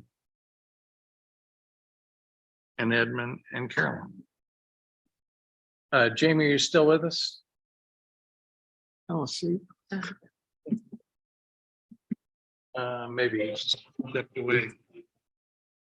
Okay, let's try Sean. Yes, thank you, Mr. Chair. I just want to say, just from the observation and everything going through this whole committee and seeing what's going on, I do like how Moss put together the information she did, showing the different percentages, because it does make sense. For somebody that's not very savvy in knowing just the numbers, but percentage-wise to actually break it down. But also too, is this something we can take to the RTA board to say, is there a way we can combine both what we currently have now and what Moss has proposed as well too, to the RTA board to say, this is where our proposal is. And if that's something that we can actually change. I don't know if that's possible or not though, but I don't know if that's been done in the past as to have we try to make some changes or just kept the same process. So that's just my comments. Thanks, Sean. We have talked to the board and they've made it clear that they're looking for our advice. So we'll take back to them what this committee believes is the best plan. It may not look exactly like the starting point that they gave us. In fact, it may look quite a bit different. That's really, we're talking about our work as a committee. We're not really even talking about necessarily the TMC's work, although we have contributed. Some of our members have contributed mightily to that as well. One thing I wanted to ask you folks to do in a couple of minutes when we finish these comments that we have stacked up. I want you to think about back at the beginning of the meeting when I mentioned that we have 3 frameworks that are kind of in our purview. And I'd like to have you consider those again and say whether you think one or more of those, particularly if there is one of those that you think we should adopt as our base and then incorporate perhaps some of the others, the other elements into, or if we really, as the last couple speakers have intimated, have a completely different framework. But I'm very interested to hear how the committee feels about that. If you think you can start with the RTA CAC working group proposal and then add or subtract or do what's necessary for it to be our accepted draft plan, then that's one decision. If you think we should start with the Moss proposal and clean up some of the issues that we've talked about, like system maintenance and figuring out exactly how much of the money should go to named corridor projects, those sorts of issues, but do that based on the Moss proposal as the framework, or go back to the ballot and simply use that as our starting point. Mr. Chair, could I mean, I have questions and I'll get back in line, but I was wondering, just in the interest of time, if I could make a motion now based on that. Second her ability to. Not quite yet. Okay. And I would like to do more of a straw poll of folks as we get together. I want to see this thing go as a consensus plan, and we're going to work toward that. That wasn't my plan. I know. Yeah, and I was in line, and Carolyn kind of beat me to the punch a bit, but I mean, I'll be pragmatic and say, you're not going to get a consensus in this room. It ain't happening. So I think a lot of great work's been done here. You're right. There's 3 framework plans. There's the ballot, the TMC working group, and Moss. No one seems to be on board with the ballot plan. It hasn't got much traction. I really appreciate the work that TMC's done and Moss has done. I mean, TMC's Michael Ortega, city manager, Jan Lesher, county administrator, Carmine. There's some great minds in the room. Moss has put together a really nice plan, and there's some great pieces from Moss. So I am going to put forth a motion. And it's all right, but you were actually out of line, but thank you. I'm going to put forth a motion, and it's going to be the collating of the two proposals. It'll be the combination. It'll be hopefully the best of both, but we have an opportunity to finally have some progress. How many times we've come to these meetings and we've really accomplished nothing except for arguing with each other. It gets tiring, and we're running out of time. We can't go back, Dale, and then say, let's go scrap it and analyze this thing again. I think I'm going to go run through the window over there. So I'm going to make a motion. I move that we accept I move that we recommend the RTA to the RTA board, the TMC CAC working group ad hoc framework, with requesting that they adapt the named projects under elements, the named categoricals, and that we change the wording from system maintenance to capital maintenance where it makes sense, and that they add percentages into the TMC CAC working group. I'm sorry, was Carolyn trying to make a motion? Wasn't Carolyn trying to make a motion? I'm confused why Edmund's allowed to make a motion, but Carolyn wasn't. No, I haven't accepted any motions yet. Okay. I'm just very confused. Yeah, it's all right. We're not going to vote on it yet, certainly, or on any of the proposals, but we will. You can have a motion in a second, then you have discussion. Yeah, we can do that. He got seconded. I have questions. Okay, Jamie was the second. Yeah. So Tom, are you accepting his motion? No, not yet. I'm just talking over. So I appreciate you making a motion, Edmund. I was going to make a motion as well. I'm a little bit confused by your motion. Okay. So my suggestion was going to be that we make a motion to pass Moss's proposal to the board, not as our framework, but as to get permission to work off of that as a starting point. In keeping in mind what Ronald said about us being able to move around. So I was going to just keep it with that, not say that we have to accept that, but just motion to pass that to the board from the CAC saying, can we start with this? So where was the confusion on my motion? My confusion with you is what you were referencing with the TMC CAC other proposal, which I'm not 100% clear what that is. My motion is to accept the TMC CAC working group ad hoc framework with collating in part of Moss's plan, which is the named categoricals, capital maintenance used instead of system maintenance, and adding percentages. So if I understand, in essence, to start with the TMC proposal and continue to amend it or discuss amending it in light of any of Moss's suggestions. Sure. Can we pull up the TMC proposal again? That's the document. That's, oh boy, I got comments. Yeah, All right, go ahead, Caroline. Yep, Mr. Chair. Mine isn't that different from Edmund's, but this is not a proposal, the TMC. Like he said, this is a framework. I would switch it around a little, and maybe it's a friendly amendment. I would like to take Moss's proposal, and because I don't think there are really that many inconsistencies with the framework here and the Moss proposal. And I think of the Moss proposal, sending it to the TMC ad hoc working group,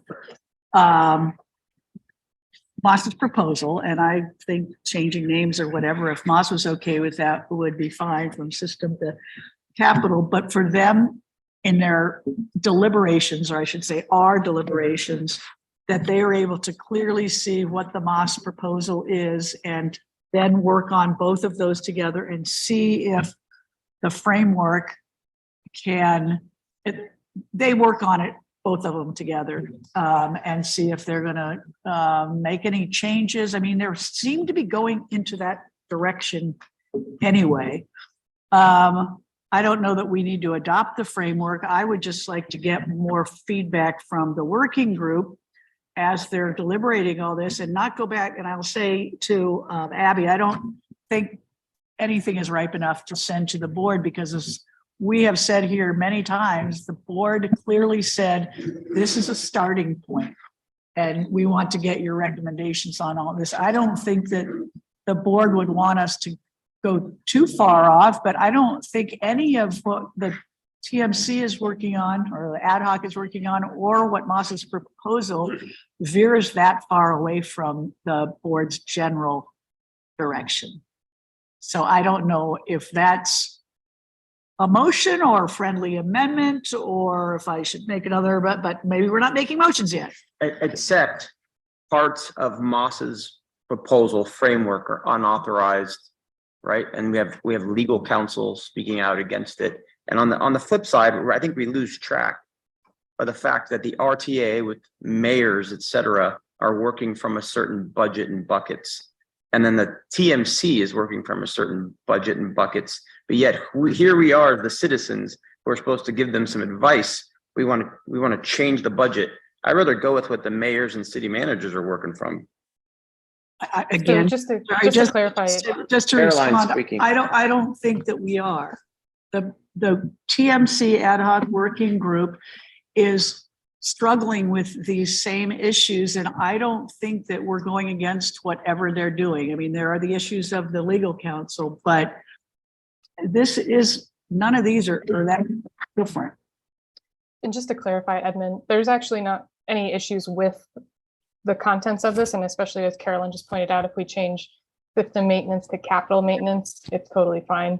Everything else was just staff interpretation about what was feasible or what they thought was feasible, which I don't think is where we should be at. And as again, we're an advisory committee that should be presenting what the community priorities and what we think will meet the needs and be supported by voters, as I think Jamie said a lot of times.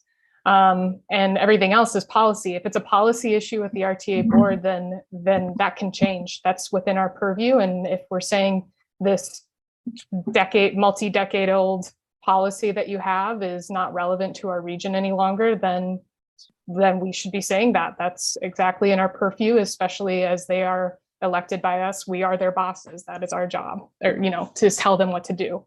So, Okay, briefly, thank you. Patricia.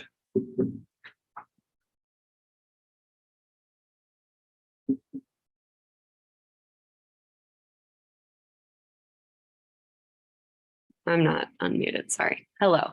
I don't know how put together this will be because I'm kind of confused generally about what's being proposed here. And I imagine I would have a more specific question once we actually have a motion. But when we say collating or, putting these two plans together, does that mean that the TMC working group would take basically just the new structure of renaming things and separating them out as this new proposal does? Or would the percentages that Moss has proposed here carry any weight? And a broader question is just who gets to, I guess, make this decision? I think if we send what we have off to TMC, then they will with the order of, take what you like and leave what you don't, they will probably just take what they've already done and then leave the rest of this proposal, reject it. So I guess I'm just confused as to do we as the body charged with putting together the proposal get to make the decision ultimately, or I guess I just don't understand what we mean when we say collating and where kind of the buck stops in terms of deciding percentages or, named projects. Let me respond from my point, and I think that Edmund and I are saying kind of the same thing, but basically what we're asking to vote on is to send Moss's general framework or proposal, I guess it is a proposal, to the TMC for their feedback, and then see how that works with what they're doing. And that's not yes. That wasn't my motion. No, I'm actually recommending we send the TMC working group ad hoc framework, which is the same budget that the RTA is working from and the TMC is working from, with some collating combinations or the strong pieces of Moss's proposal that we liked, the named categoricals, capital maintenance instead of system, and then adding percentages. So I'll be very transparent. The problem I have with Moss's proposal are when I'm talking percentages, I'm talking about them actually using percentages of Moss's proposal. The actual dollar amounts, let me be clear, and the dollar amounts in which she's cutting from roadways and putting into transit, I have an issue with that, right? I know there's gridlock, road rage, traffic. We have 246 square miles of a city. We're going to have to invest in our roads, period. So I'm talking about using the TMC working group ad hoc and making some adjustments for Moss's proposal. And Edmund, let me remind you though that there's been studies that have been done recently that showed that no build scenarios we're not having a capacity issue with roadways, but we do have, and we also know that investment in public transportation, including increasing the frequency and number of routes throughout the region, will also help with congestion. So nothing is nothing in the proposal that I put together would, harm reducing congestion in our region. In fact, it would do a better job based on scientific research. I don't know, I've mentioned this before, but the entire state of California has an entire methodology for calculating induced demand to ensure that the roadway projects are not adding in. Sorry, is somebody talking over? I thought we weren't doing that today. But so I just wanted to remind people of those different things. But Carolyn, if Carolyn has a substitute motion. Mr. Chair. So Mr. Chair, you started the conversation today for the meeting with your 3 Cs, and I want to remind everybody that this is exactly that exercise, the exercise of being able to collaborate with the TMC. TMC with the working group, they considered all the same topics that we discussed today. They came up with a recommendation that in their mind is consistent with the board's direction, it's consistent with statute. So we hope that you all keep that in mind, that stepping forward and having a path forward was their goal. They did struggle with that, as Carmine mentioned earlier.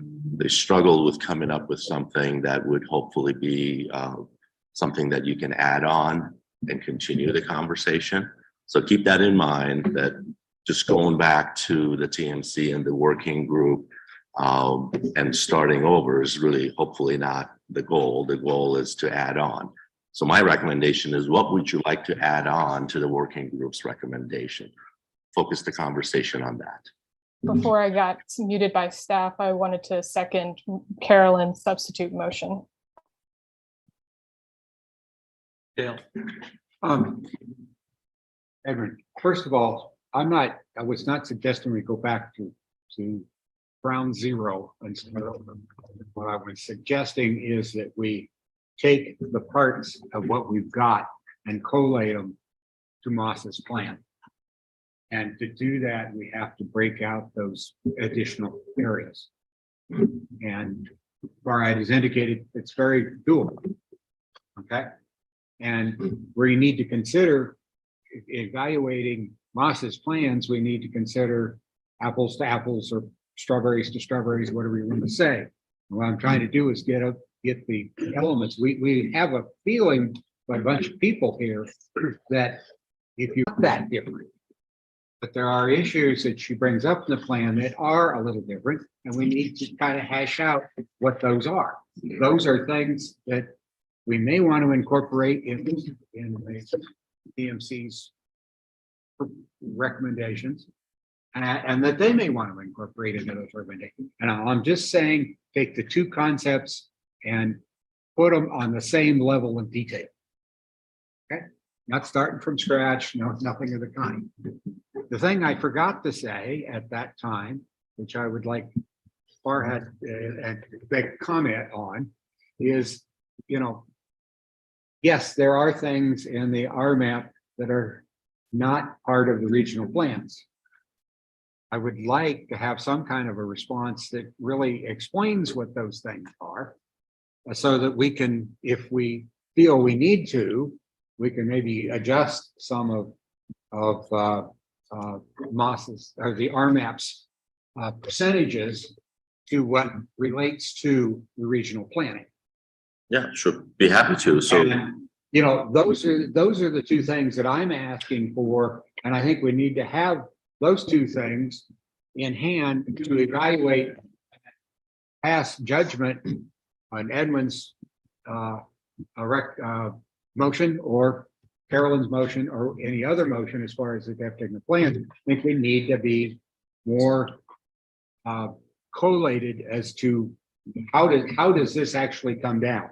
And I love what Moss has done here, but as a practical matter, we need to collate it to the work that's been done on the other side as to what projects, you know, what are we looking at in the other factors. And I'm Okay, thank you. You got the idea. I did. Ava? I'm sorry, Abby, you're right after Ava. Yeah, I just want to say I am more leaning towards voting yes on Carolyn's motion and no on Edmund's. Because as far as I understand, the CAC exists so that citizen input can get in and be part of the process. I asked 7 questions that to me represent the voters' concerns. They're definitely questions that we can't address. We always defer these conversations. For a year, we've been deferring these conversations about these topics, indefinitely deferring. So I have no faith that if we defer one more time, that we're actually going to get around to really addressing these questions, right? Concerns that we have about the plan. So if we don't get to them now, I just don't see us getting to them, period. And then what can I say to voters about selling this plan? Not much. I'm not sure if Dale had a question, if you wanted me to respond to that, or that was just in the future, I said what I needed to say. Okay, I thought there was in the form of a question, but I just want to make sure I confirm that. Abby? Thank you. This is in response to Edmund, who I still really do appreciate you actually making a motion. In kind of echoing but expanding on what Ava just said. So I don't think there's any need to kick the TMC's plan back to the TMC because they are the TMC and we are a different body. We're like the House of Representatives and they're like the Senate. And that's what I don't like about the rankings here, because this is 1 vote per jurisdiction, but Tucson has twice the population of every other jurisdiction. It's my understanding that the Citizens Advisory Committee, which is not limited to citizens and is not limited to representing voters, that we are supposed to be more proportional and more representative of the whole population and all interests, current and future, than the TMC and the board. So I respect the TMC and the board and appreciate what you said on that, but I don't think our job is to just sign off on what they have. I think in this case, it's more appropriate for us to pass on Moss's framework, which I think the key for most of us is the percentages, really, and the clean division of that, for us to pass that back to the board and say, hey, we'd like to work with this. We're not throwing out the jurisdictional priorities. We're saying we'd like to put this within there. I think it's weird and confusing for us to say that what we have to do is what they give us as jurisdictional members. We don't represent the jurisdictional members. We represent the people, future and current, in the region. And that's different. That's a different interest. And that's what needs to be collated between, or I don't like this word, collated, to just like how the paper comes out of the printer. That's what needs to be melded. And I'll say coalesced. It sounds better. Yeah, I don't like melded. Okay, let's do coalesced. So I think that, it's our priorities here of what we represent and who we represent. And that can go back to, the wonks in government and how they're fighting for allocation of money in their own projects. But it's not our job to come up with those divisions. It's their job. So I would like to advance Moss's budget set up again with the tweaks that we need to make it legal and see where that fits and see if we can get their blessing to continue to work on that. Okay, in just a second, just a reminder, we had 37 projects that we developed and put in more or less rank order. We've divided them up then into these categories, and the jurisdictions with one vote per jurisdiction essentially said that the fourth priority was those 16 projects from the city of Tucson for modernization. It sounds to me from what I'm hearing that people are perhaps not on this committee don't necessarily believe that the line should be drawn there, but perhaps more of those modernization projects should be constructed. And the TMC group, the working group, attacked that question. How can we pay for, how can we get more or nearly all or all of those 37 projects that we have sent forward as our priorities funded? So that's kind of where we are now. We're looking at a proposal from Moss that tremendously cuts the amount of named projects. We don't know where those would be cut, but there would be a bunch of, I would say probably close to half of the projects, since she has half of the funding pretty much gone from corridor projects. And so that means that we have to say, what are the projects that then would be done? It also means that we have to go back to the jurisdictions and say, what regional categorical projects do you have that we can name? Because as presented, that proposal requires that half of each categorical essentially be named projects, even though those would not, I'm sorry, even though it doesn't look like any of those named projects would by itself stand up in an individual categorical. In other words, you could take maybe one or two of the modernization projects and you could say that fits completely within safety, or that fits completely within transit or something else. But to me, the question between these two is still unanswered. Do we want to go with something that requires us to go back to all the jurisdictions and say, give us new projects? And by the way, we're going to cut half of the projects you already told us were your highest priorities. Or are we going to try to use the TMC and CAC working group framework and try to build it with the influences of the Moss proposal? Key there is going to be how much of the money goes into each of the categories. Go ahead. You did good. You mostly answered my answer. You basically gave my answer, which is great. But yeah, it's a regional approach. This is where like Big Brother City of Tucson, the big entity gets to take care of the smaller entities that don't have the population or have the sales tax income to take care of their roads. This is how they get infrastructure. Sitting with Bob Walkup at lunch all those times when we would debate what's happening in this community. And he and I agreed that the number one success we've had regionally in the history of Tucson is the RTA. It's because we're able to take care of the region, right? As one. So, and back to the TMC piece, this for Abby, it's not us just simply accepting the TMC. This is not the TMC's plan. This is the working group ad hoc, which is a combination of the TMC and some of our members from this room in the CAC. In my own opinion, I don't know if this is why it was created, but we're so dysfunctional in this room that we had to split off some of the members to go meet with the TMC so they could actually have some progress and get something done in the room, right? And they came up with a plan and now they're bringing it back to us and now we're still shooting it down. It's only a portion of the TMC as well. Right, but at least they're having a good, viable, healthy conversation and moving something forward. I'd like to, can I respond to your comment, Excuse me, Tom? Moss. Thanks. So just, I mean, I understand this, the wariness. Okay, Tom, I'm trying to, somebody keeps muting me, and so it'd be helpful if that stopped. And oh my God, okay. You should not be muted.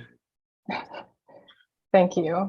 I think part of the dysfunction is some of the double standards that seem to happen, but that aside, I think that we should not be cutting corners or worried about work that has been done just for the sake of getting it done. This is a plan that is going to take 20 years to implement or longer, and it is going to affect the way our region develops and grows and functions for, I would argue, for the least of the next 100 years or longer. So to contextualize how important these decisions are, we shouldn't rush just because of a bad process that totally operated backwards. We should be doing it from the right way. That's what our community deserves. And if we have an option, work forward, see what the TMC can do, and let's move something forward. Because I think this whole let's settle for something just seems like a great way to ensure that this is going to fail. And this idea that Big Brother Tucson is going to take care of the jurisdictions is also going to guarantee that Tucson voters are going to fail it's going to fail among those Tucson voters. So I encourage us, as probably being the youngest person on this committee, that we take the time to do this right, because I would like to live in this region for the rest of my life.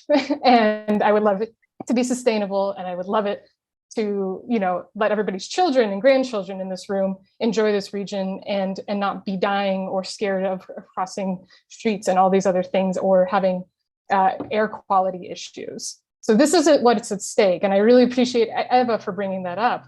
And we should be doing it right, instead of just saying, what's the middle ground to get this done and to meet some arbitrary deadline that we can shift anytime. So please, let's do this the right way. Carolyn? Thank you. I have a couple of comments and then a question, and then I'd like to make a motion.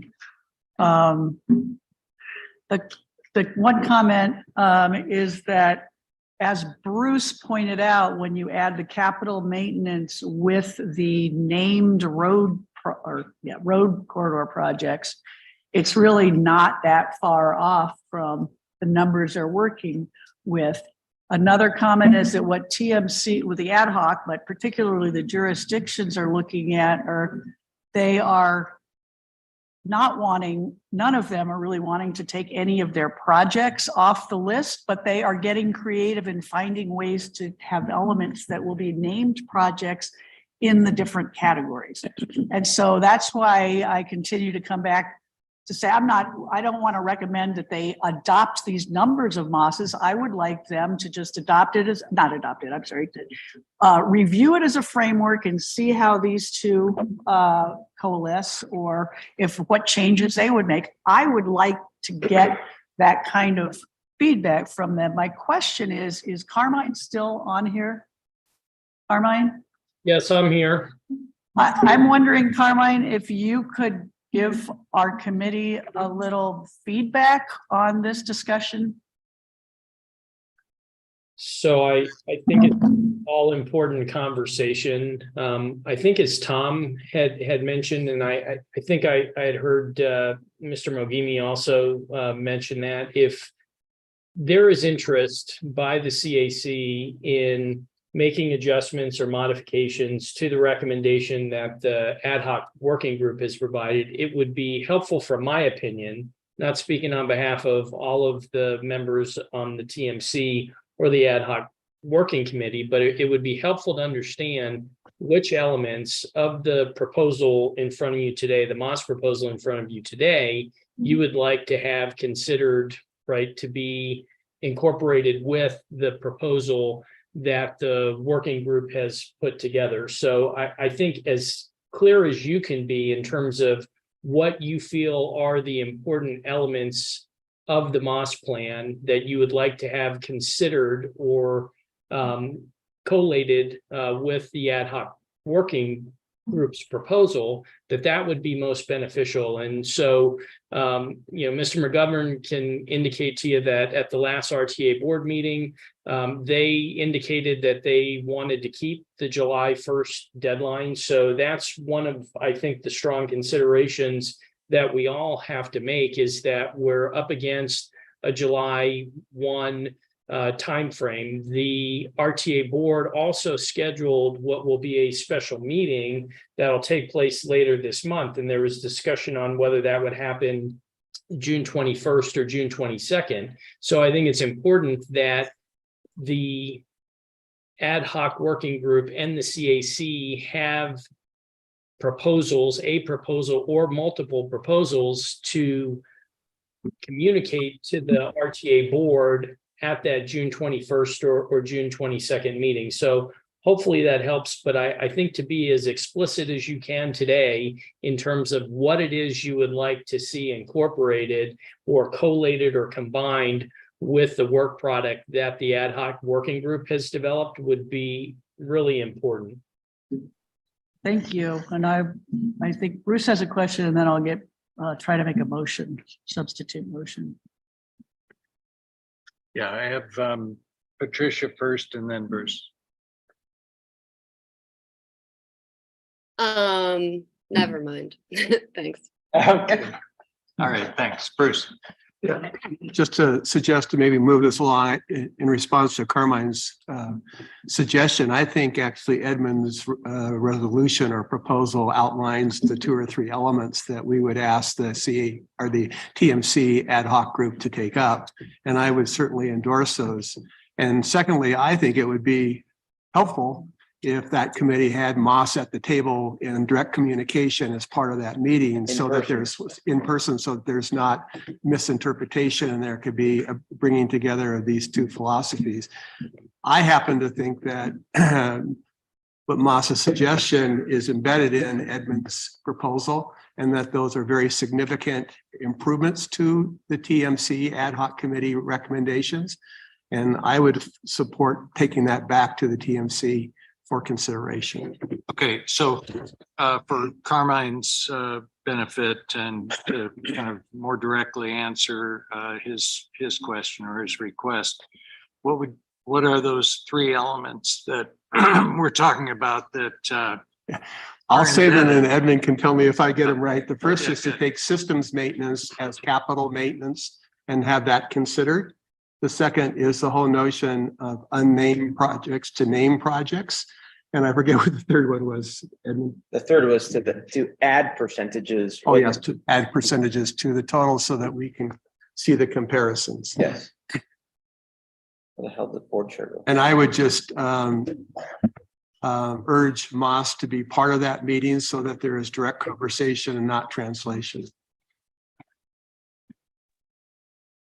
I would like to point out that I don't think that the proposals are as close as people are saying that they are. We're talking about a, 6% cut to transit. We're talking about a 4% cut to safety. We're talking about cutting in half the economic and vitality and technology section. And then there's the issues of the discretionary funds. So I just want to make it very clear that the elements that are here and what's being proposed based on our map is not quite as aligned. And I do really, that's why I'm very supportive of Carolyn's motion to send it back, because nobody's had, because of whatever's been going on the back end of trying to show this proposal, nobody's really had a good shake to look at it. And again, we're acting in desperation is what it sounds like. And I think that is the worst long-range planning practice to ever implement. I think it's very disturbing. And I don't see how we could get voters to buy into something that was just rushed through the process for an arbitrary deadline. So I think there are enough differences in here that we should be looking at them separately and then talk about it, because right now all we've been funneled is this one copy paste method from the RTA board from RTA 1, because as I think the quote is from Honey, that because it worked okay the first time, it's like that's not really a great way to be, again, also planning for our entire region. Carolyn. Okay, Hang on a second, but Just point of order, have you accepted those motions or you have not? There's only one motion. I know, but I want to, Accept my motion, No. end the discussion, and we vote on it, then you'll just know where everyone stands. yeah, no, I haven't accepted. okay, I just want to make sure staff, we have to make sure that we know if there's a motion on the floor. So there is no motion on the floor. As of this moment, I haven't accepted any of it. All right, thank you. There's reference to it. We just wanted to check. I'd like to make a substitute motion There's to no- the unaccepted motions. That This is, is, I mean, and this is whatever you want to call it. This is in the spirit of, I don't think that we are ready to all agree on which components are most important, although we have all agreed that safety is a really important goal and vision and need here. And it's also in the spirit, well, I want to say that the TMC and the TMC ad hoc is really totally been only focusing on the road corridor projects.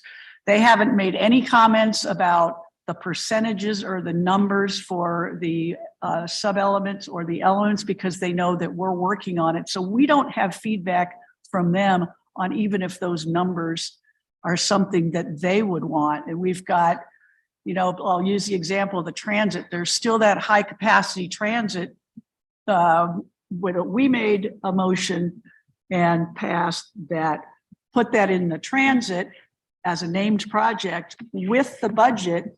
And that hasn't been discussed by the transit committee or the TMC. So with that, I would, again, my, whatever we want to call it, motion would be really just to take Moss's proposal as a framework and hand it to the TMC ad hoc working group for some vibrant discussion, and that would include percentages. It would include, calling it capital maintenance, the idea of named versus unnamed and all the projects. I think it would incorporate the three issues that Bruce talked about, but nothing's off the table in what we get feedback from them. And that is my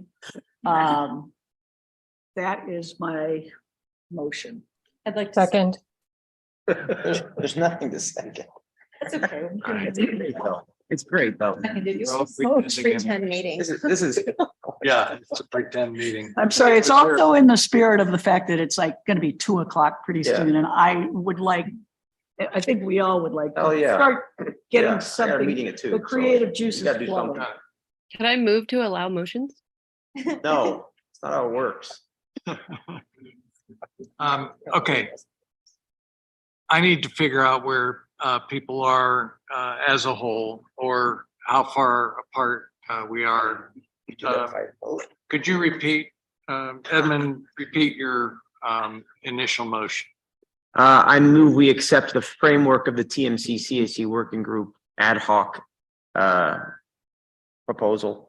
And in that, we recommend to the TMC CAC working group ad hoc that we add named categoricals, we change system maintenance to capital maintenance, and they add percentages for us so we can compare apples to apples.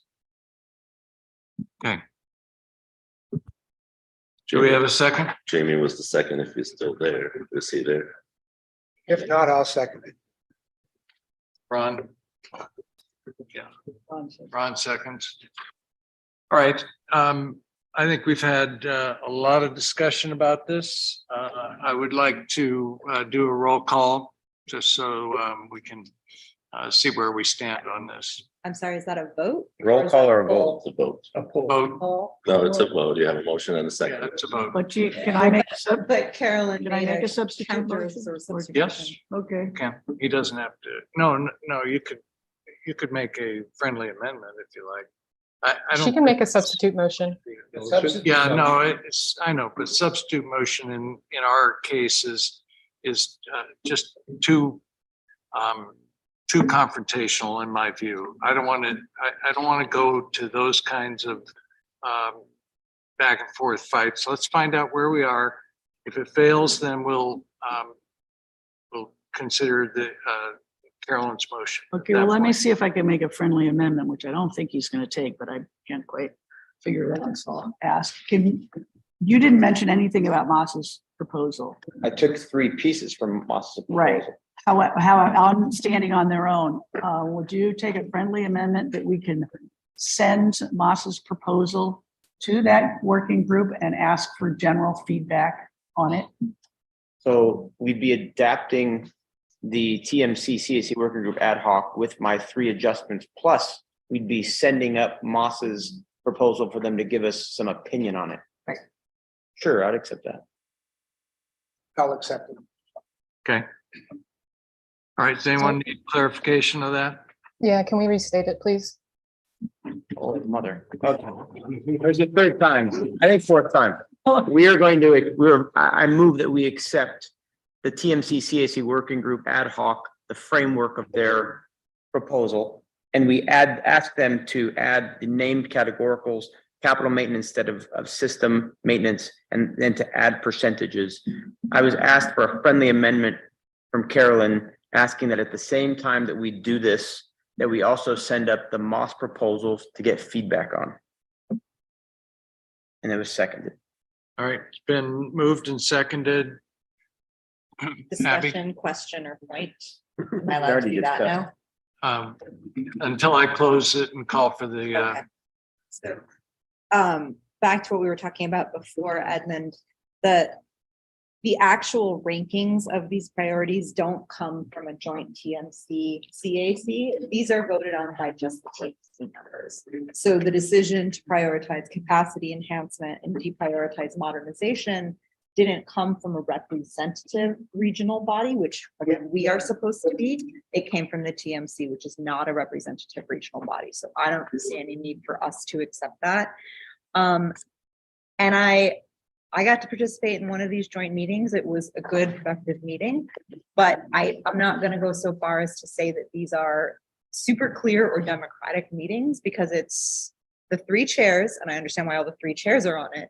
And then 3 of us that I'm not clear on why those 3 people are there. I'm not clear on why I was there one of the meetings. I think I was subbing in for Carolyn, but I don't know why. I don't, So I think that we should give them respect for their hard work, but I don't think that they should get deference as being representative. That's really our role. And so I really don't want us to undersell that or to dilute ourselves. And I think that sending their own proposal back to them, saying we like it, can you also consider this thing on the side? I think that's dilution. And I'm going to oppose your motion even with a friendly amendment. Not to say that these priorities aren't going to come back, but I am in support of a motion that just sends us plan, which I'd like us to rename at some point, up to them for feedback and then work from there. Good thing. Dale. I will support the motion, but I have some severe reservations, because bottom line is we have to understand the 2 different proposals. We have to understand, not by percentages. I think percentages are important, but we have to understand what the projects start looking like when we actually start sorting it out. I think there's a very valid question as to whether it's as close as Carolyn and Bruce think it is between the 2, and whether they're not. And I think we need to somehow still correlate individual projects with this. Secondly, I'm not ready. My reservation is that we're kind of implying that this is the way we're going to go forward. And at the same time, we're going to say we want their comments on Moss's proposal, which is saying that we haven't really made a decision at all. So I'll vote for it, just simply to move forward and see what we get.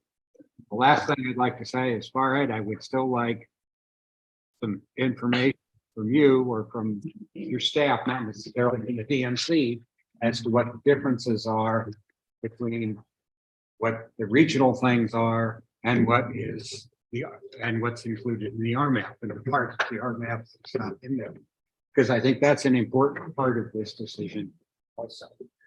Sure. I can respond to that now if you like. Sure. So again, if you recall, we went through the exercise of identifying what funding sources come to the region. So different funding sources have different strings attached to them. So you have federal funds, you have state funds, and obviously local funds, and then you have the regional funds. So local funds are typically spent on local needs. They're not spent on regional needs at all. But that's in the RMAP. It's accounted for in the RMAP. So that's one big difference.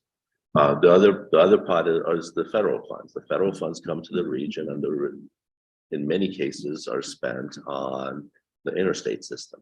So that's a big chunk of the projects that you see that are only spent on the interstate system, but it's factored into those numbers. So it's not really an apple comparison.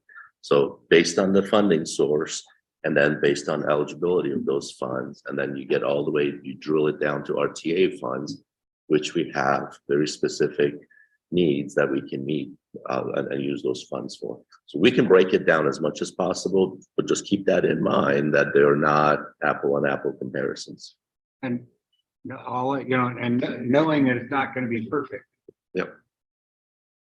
What my question is, your answer, I could have probably given it. So I'm really confused how we're in this situation because it sounds like. Please raise your hand to be called upon. That we're still finishing this comment here. Thanks. Well, I mean, I'm commenting too, just as everyone is. What are those, how do we quantify those differences that we agree on? Yep. We can do that based on funding sources. What are the percentage differences? We can do it based on funding sources. So I just want to give you a preview of that. Yep. Yeah. Okay, Arlen. Hi, I've been quiet. I'm frustrated. I liked when we started this out, the chair had mentioned that he would like to get to a point where we would get a straw poll of where people were on when we got to this point. And we're not doing a straw poll, we're arguing over incomplete motions. What I've just heard is that the taking the Moss proposal and just asking for feedback on it, plus doing several things that it also does, and specifically, and still going with the RTA framework to start out. That's really what it is. And well, we think, some of us think it's closer, they're closer together. The maker of the Moss proposal doesn't think that, and thinks they're very different. So I'm not sure what we're really asking the working group to do, and in what time frame, and if there's enough time frame for us to do something with it when it comes back, with whatever their suggestion or opinion would be. So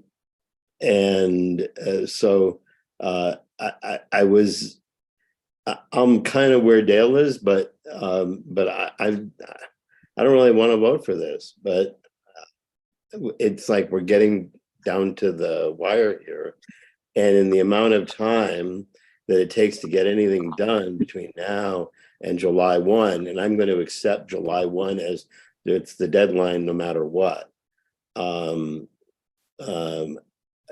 Carmine's comment to ask for the specifics of what you want us to consider, I would have just gone with, here are the things we want you to consider. Does this make sense to you all? If it does, it does. If it doesn't, it doesn't. Then we'll deal with it, but make a decision. this to me is not, we've been talking about this as planning. No, this isn't really, this is about spending money in support of plan, whether it's the ramp or whether it's the comprehensive and general plans of the various communities in the region, which is where the real planning is. And that's where Eva's questions, I'm not going to talk about this beyond this, but Eva's questions really go to is how those comp plans and general plans of the jurisdictions affect all of those issues. And then how does that relate to this? The only thing you can do in a program like this, which is a subpart of a transportation system spending scheme, to make up for, mostly to make up for what I will generally call sins of the past, as opposed to creating brand new directions for things, is just it's just troublesome for me. And this is because I come from a general planning standpoint, not a transportation planning standpoint, I guess. But in any case, I'm not sure how I'm going to vote on this, but I think time's running short, and I don't think this is the answer. I understand the reason for doing it, but I just don't think it's the answer. Okay, thank you. All right, last comment is Brian before I call the question. I haven't been able to comment on this either, Tom. My hand's raised. Thank you, Mr. Chair. I'm going to echo a little bit of what Arlen just said. This has been a very long process for everybody on here. I'm not exactly 100% sure what we're looking to get back either, and I do believe time is short. And we do need to wrap this up. I understand there's a motion and we need to act on that first, but I would rather have seen a up or down motion on the spreadsheet that was presented, which a lot of work has gone into, a lot of compromise has gone into, from the CAC, from the TMC, from the jurisdictions, from the RTA. You know, not a perfect plan, not everything is involved, but a lot of compromise to get to where we are today. And I guess my frustration is I was hoping we could have gotten up or down on this today and got there, and maybe we do if this motion doesn't pass. Yeah, I'll leave it at that. Thank you. And Moss. I would really like to look at the legality of even how this whole motion process has gone, because what I heard is that even though Carolyn had a second and a motion and a second, and offered to do a substitute motion, which this body has done before, we're not following Robert's rules, which we all agreed to use in order to just go ahead with Edmund's motion. I think that this will look really bad publicly to see it play out that way. And I also, I really think we should be thinking carefully about how we're proceeding forward. And I'm also not clear how, okay, we passed this motion with that, that Edmund put forward with Carolyn's friendly amendment. What happens after that? So it's like, I mean, we had the same issue happen with the named projects back in January, where we said, this is a starting place. Let's just get something done so we can work on this other stuff. Well, we've never revisited them, even though there's things that were missing and people still had a lot of questions and discussion. And so I'm really concerned that we will just accept this and then we will get funneled down the process. And, yeah, the TMC might look at the other proposal, but there's no mechanism to require there be any kind of earnest discussion and trying to reconcile, which I think is the intent that I've heard from a number of people. And so it just seems like we are going to rubber stamp this thing that's gone through and then move on, and we'll never revisit it. And then we're going to have another plan that doesn't actually meet regional needs.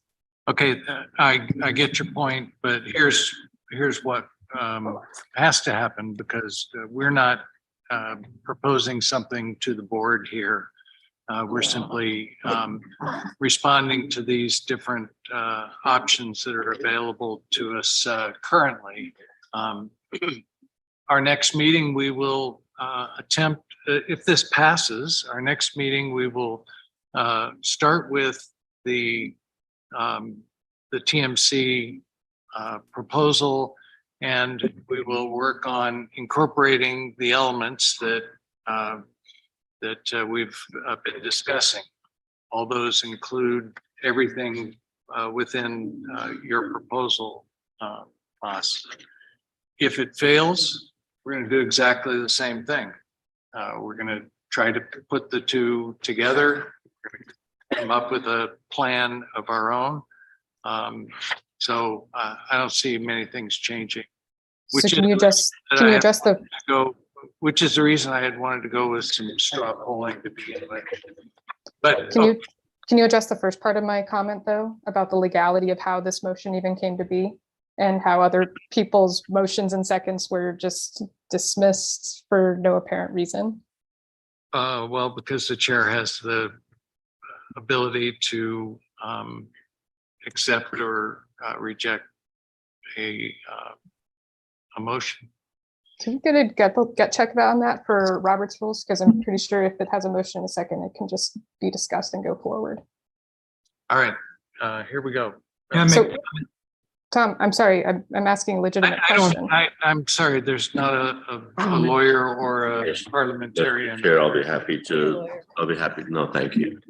Mr. Chair, I'll be happy to echo what you said. As the chair, you have the authority, and what you did in practice was that you allowed additional discussion before you went back to the first person who made a motion.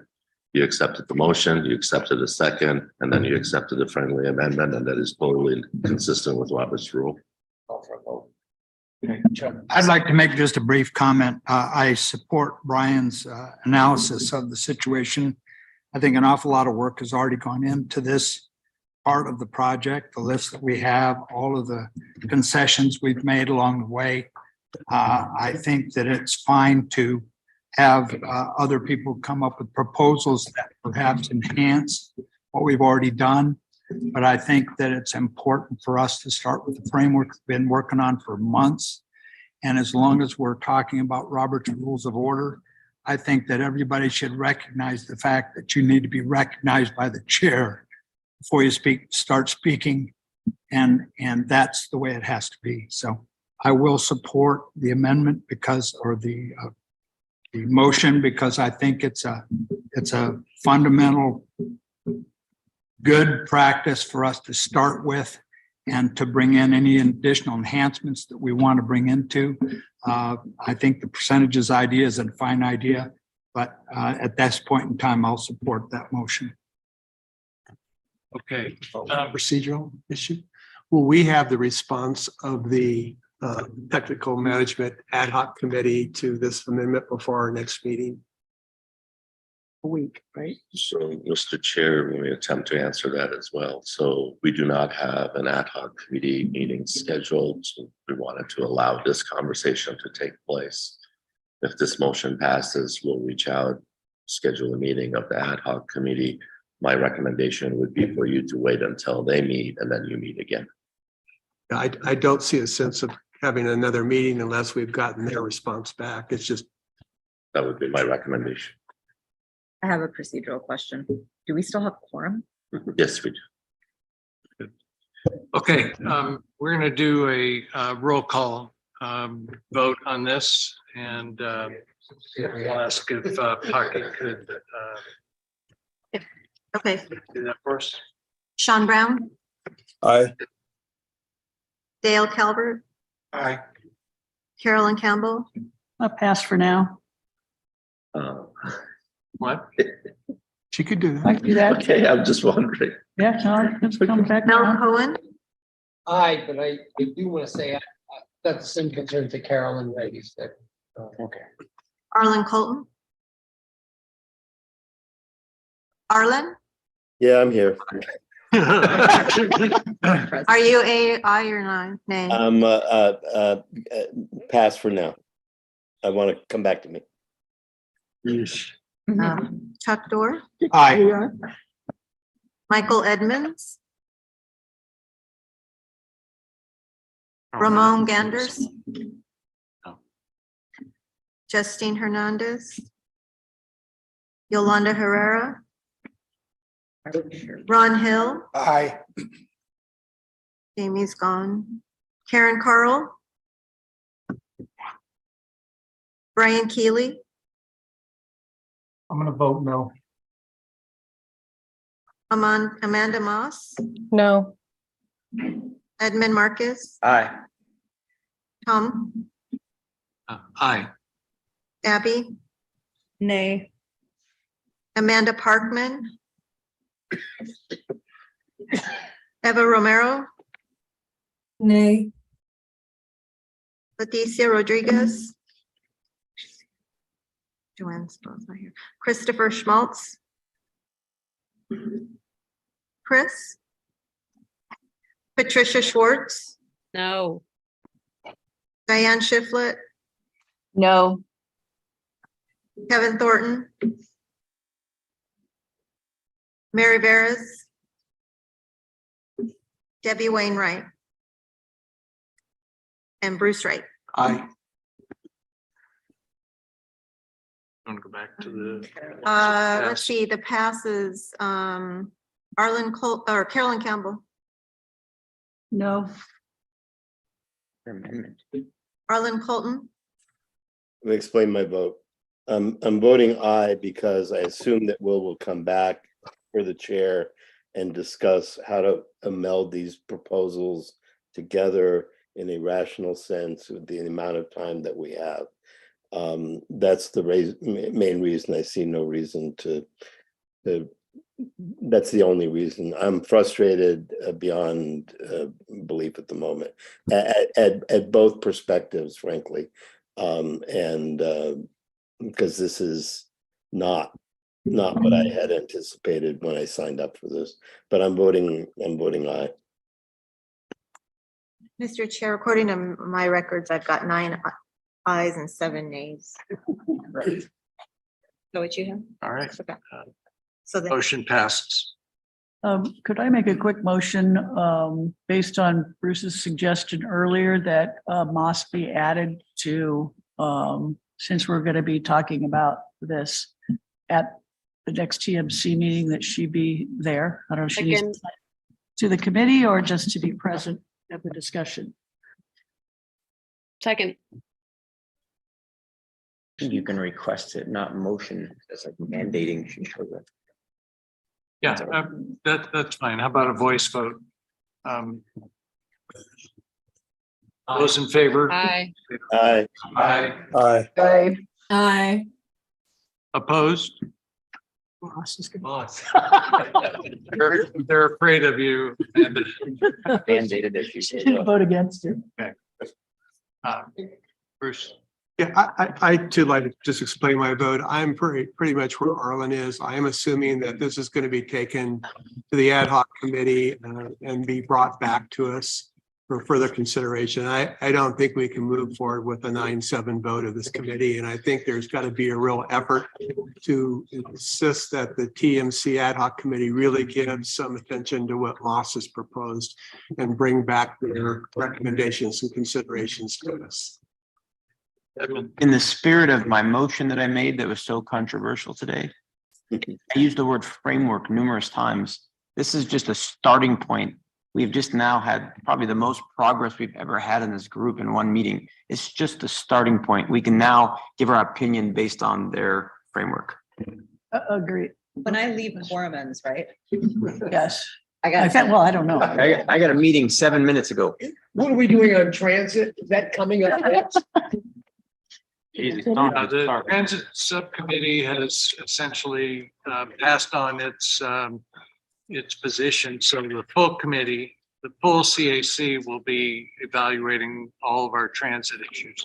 As soon as we get this framework in place, we will be talking about the transit. Corp's lost. Hey, Tom, are we having a meeting next week? No. Okay. We're not. We're not. Okay. No. There's But no we're way to meeting get on an June answer back. But Yeah, that's what it looks like. When is the next meeting? Probably June 19th.